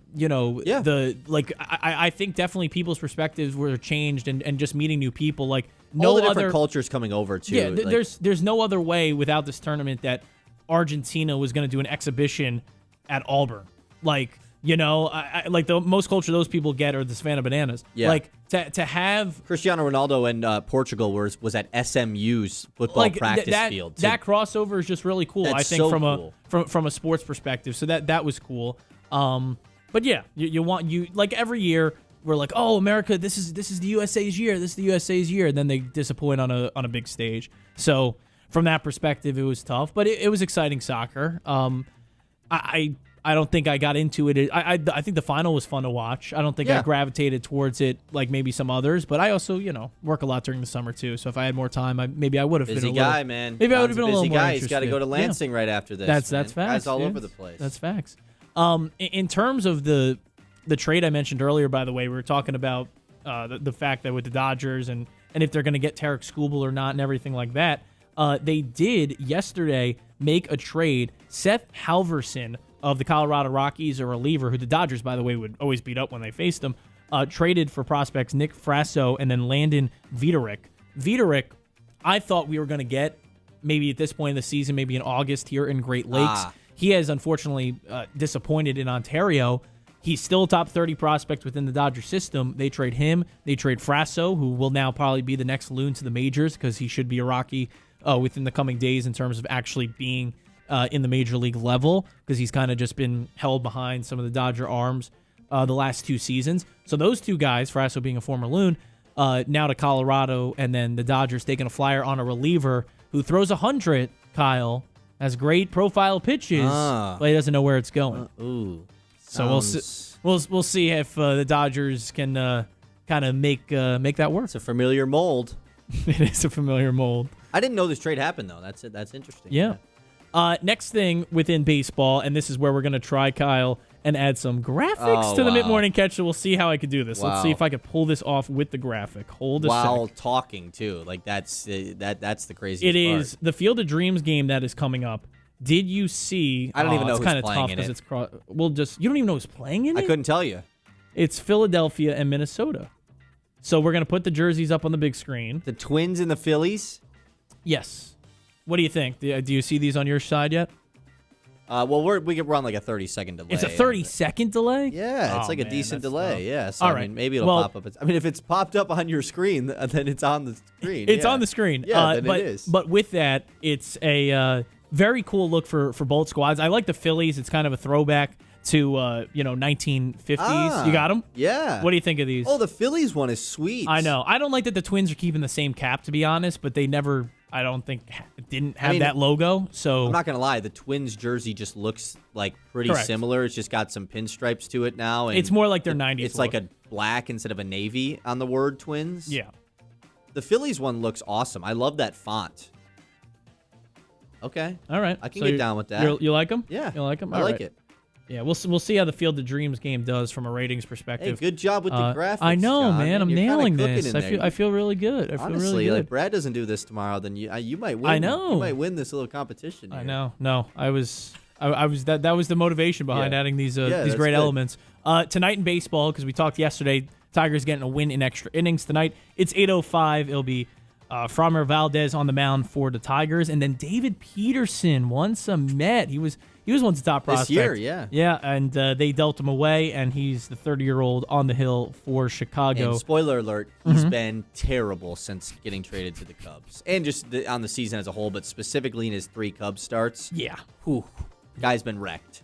So hopefully, Tigers can take advantage of good old lefty David Peterson to close up shop here, because I think it's a funny bit. LeBron James has not done anything with his decision yet. Rich Paul says he'll make his decision when he wants to. Yeah, Thanks, Rich. On his podcast, videocast, YouTube video, stream, TV show, Nice. whatever it is. He'll take his time when he wants to. All right, like every decision, great. Where do you think LeBron's going?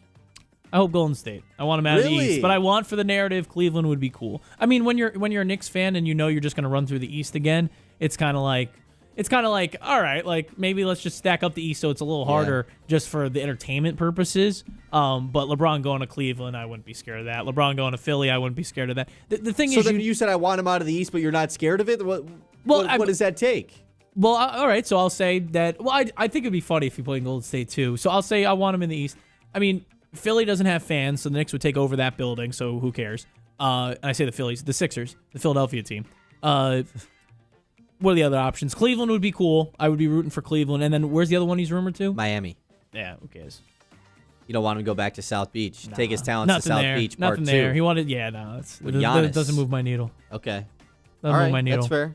Yeah. Warriors, that'd be cool. I think it would. Curry, LeBron. He'd look weird in a Warriors jersey, I will say that. But I think Philly's the weirdest one. In a Sixers jersey, what, I'm going to go to Philadelphia for my last year of my career, my last stint of my career? Come on. What are we talking about? He's got to go to sunny Cleveland. Yeah, correct, yes.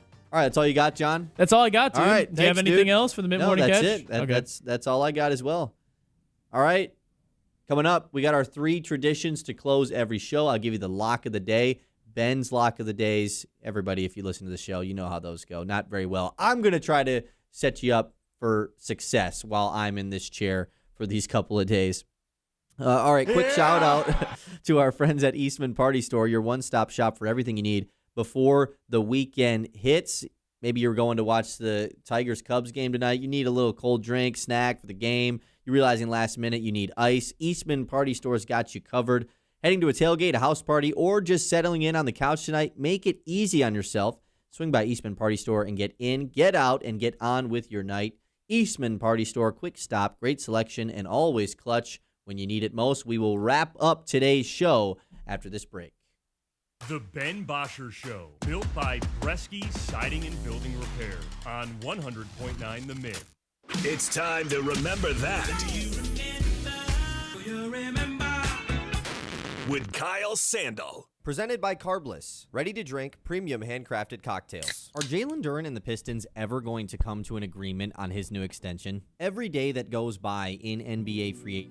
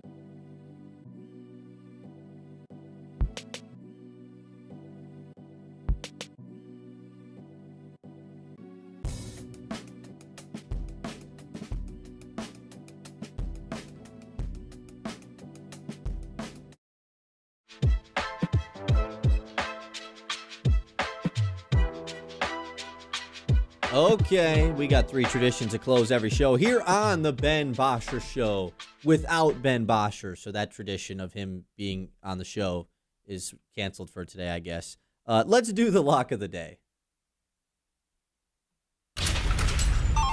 Lock of the day. You better lock it up. No, you lock it up. Lock it up. Lock it up.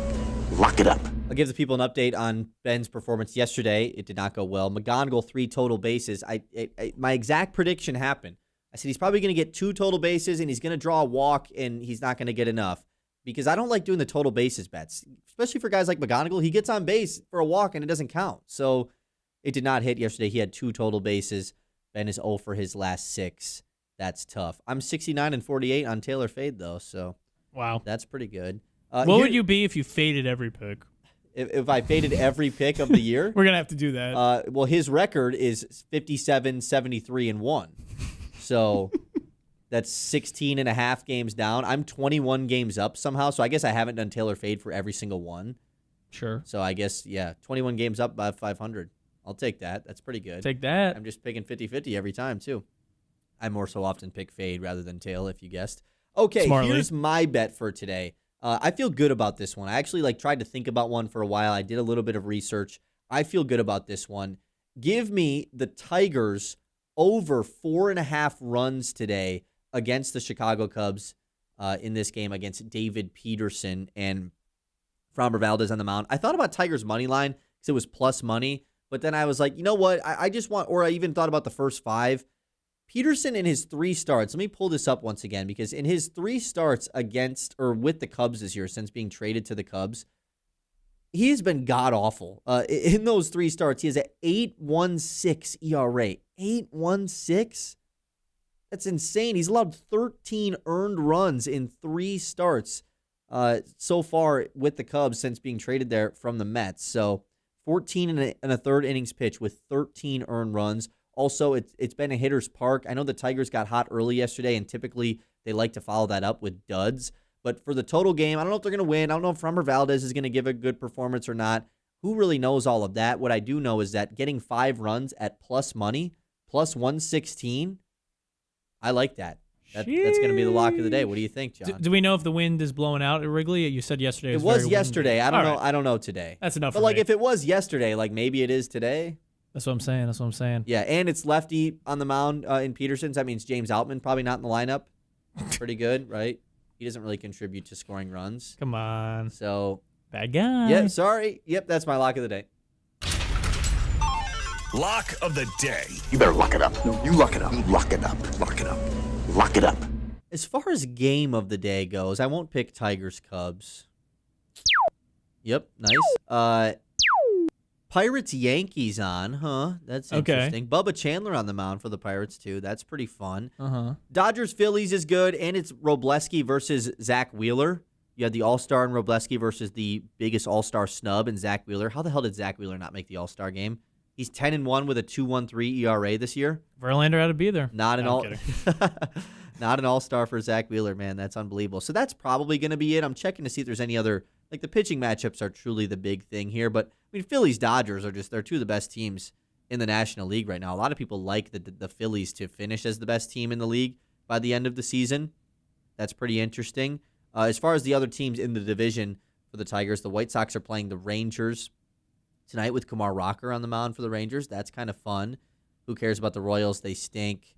And then the Guardians and Twins are playing. That's a good one, Guardians Twins, just because obviously one of them is going to lose guaranteed. So that's nice for the Tigers' chance to get back into it. Heck yeah. I think I just got to take Dodgers Phillies though, right? Robleski versus Wheeler. It's at 6:40 and it's on TBS too, so you can actually watch this game if you don't have the MLB TV.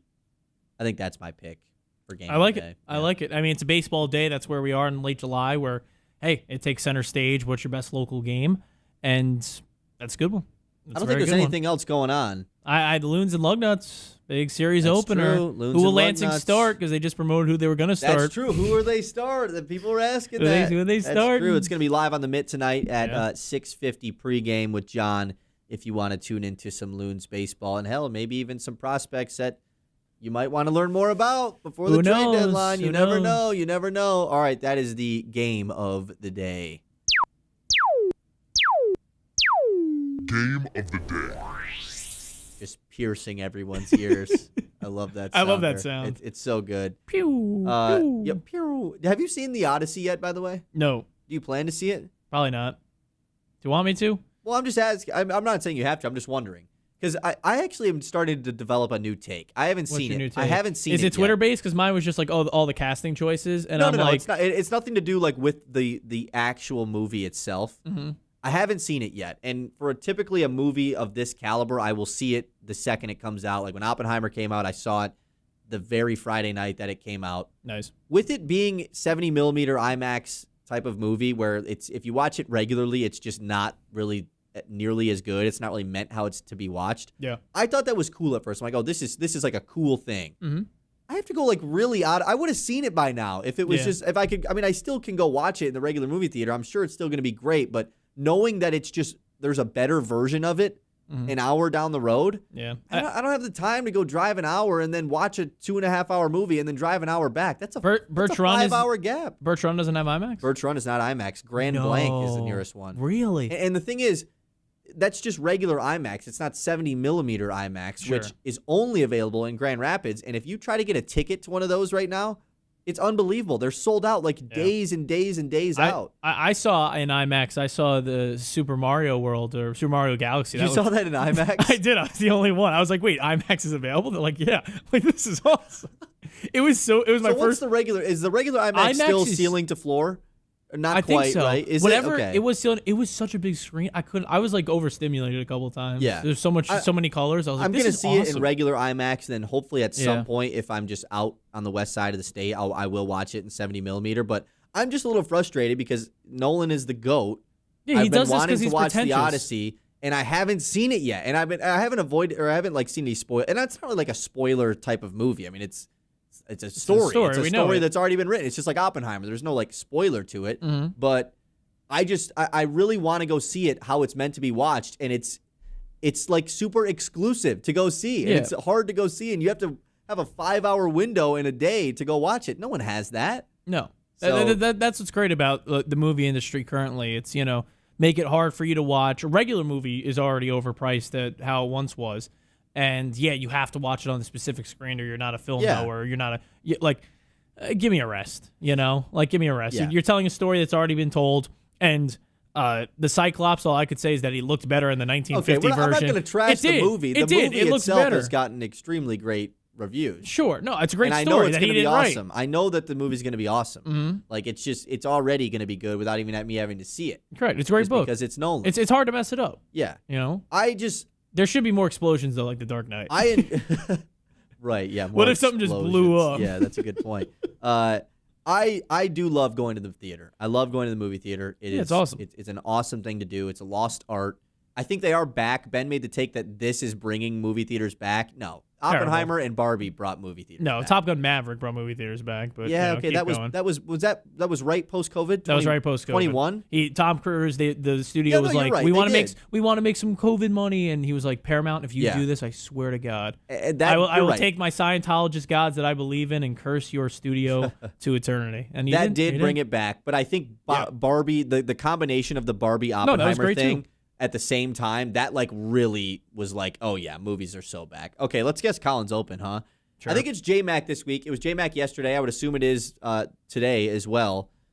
John, I'll let you go first since you're the guest today. Mm-hmm. If it's J-Mac, it's probably the Jets. He led with the World Cup yesterday, which was Sure, that was a layup. obvious one.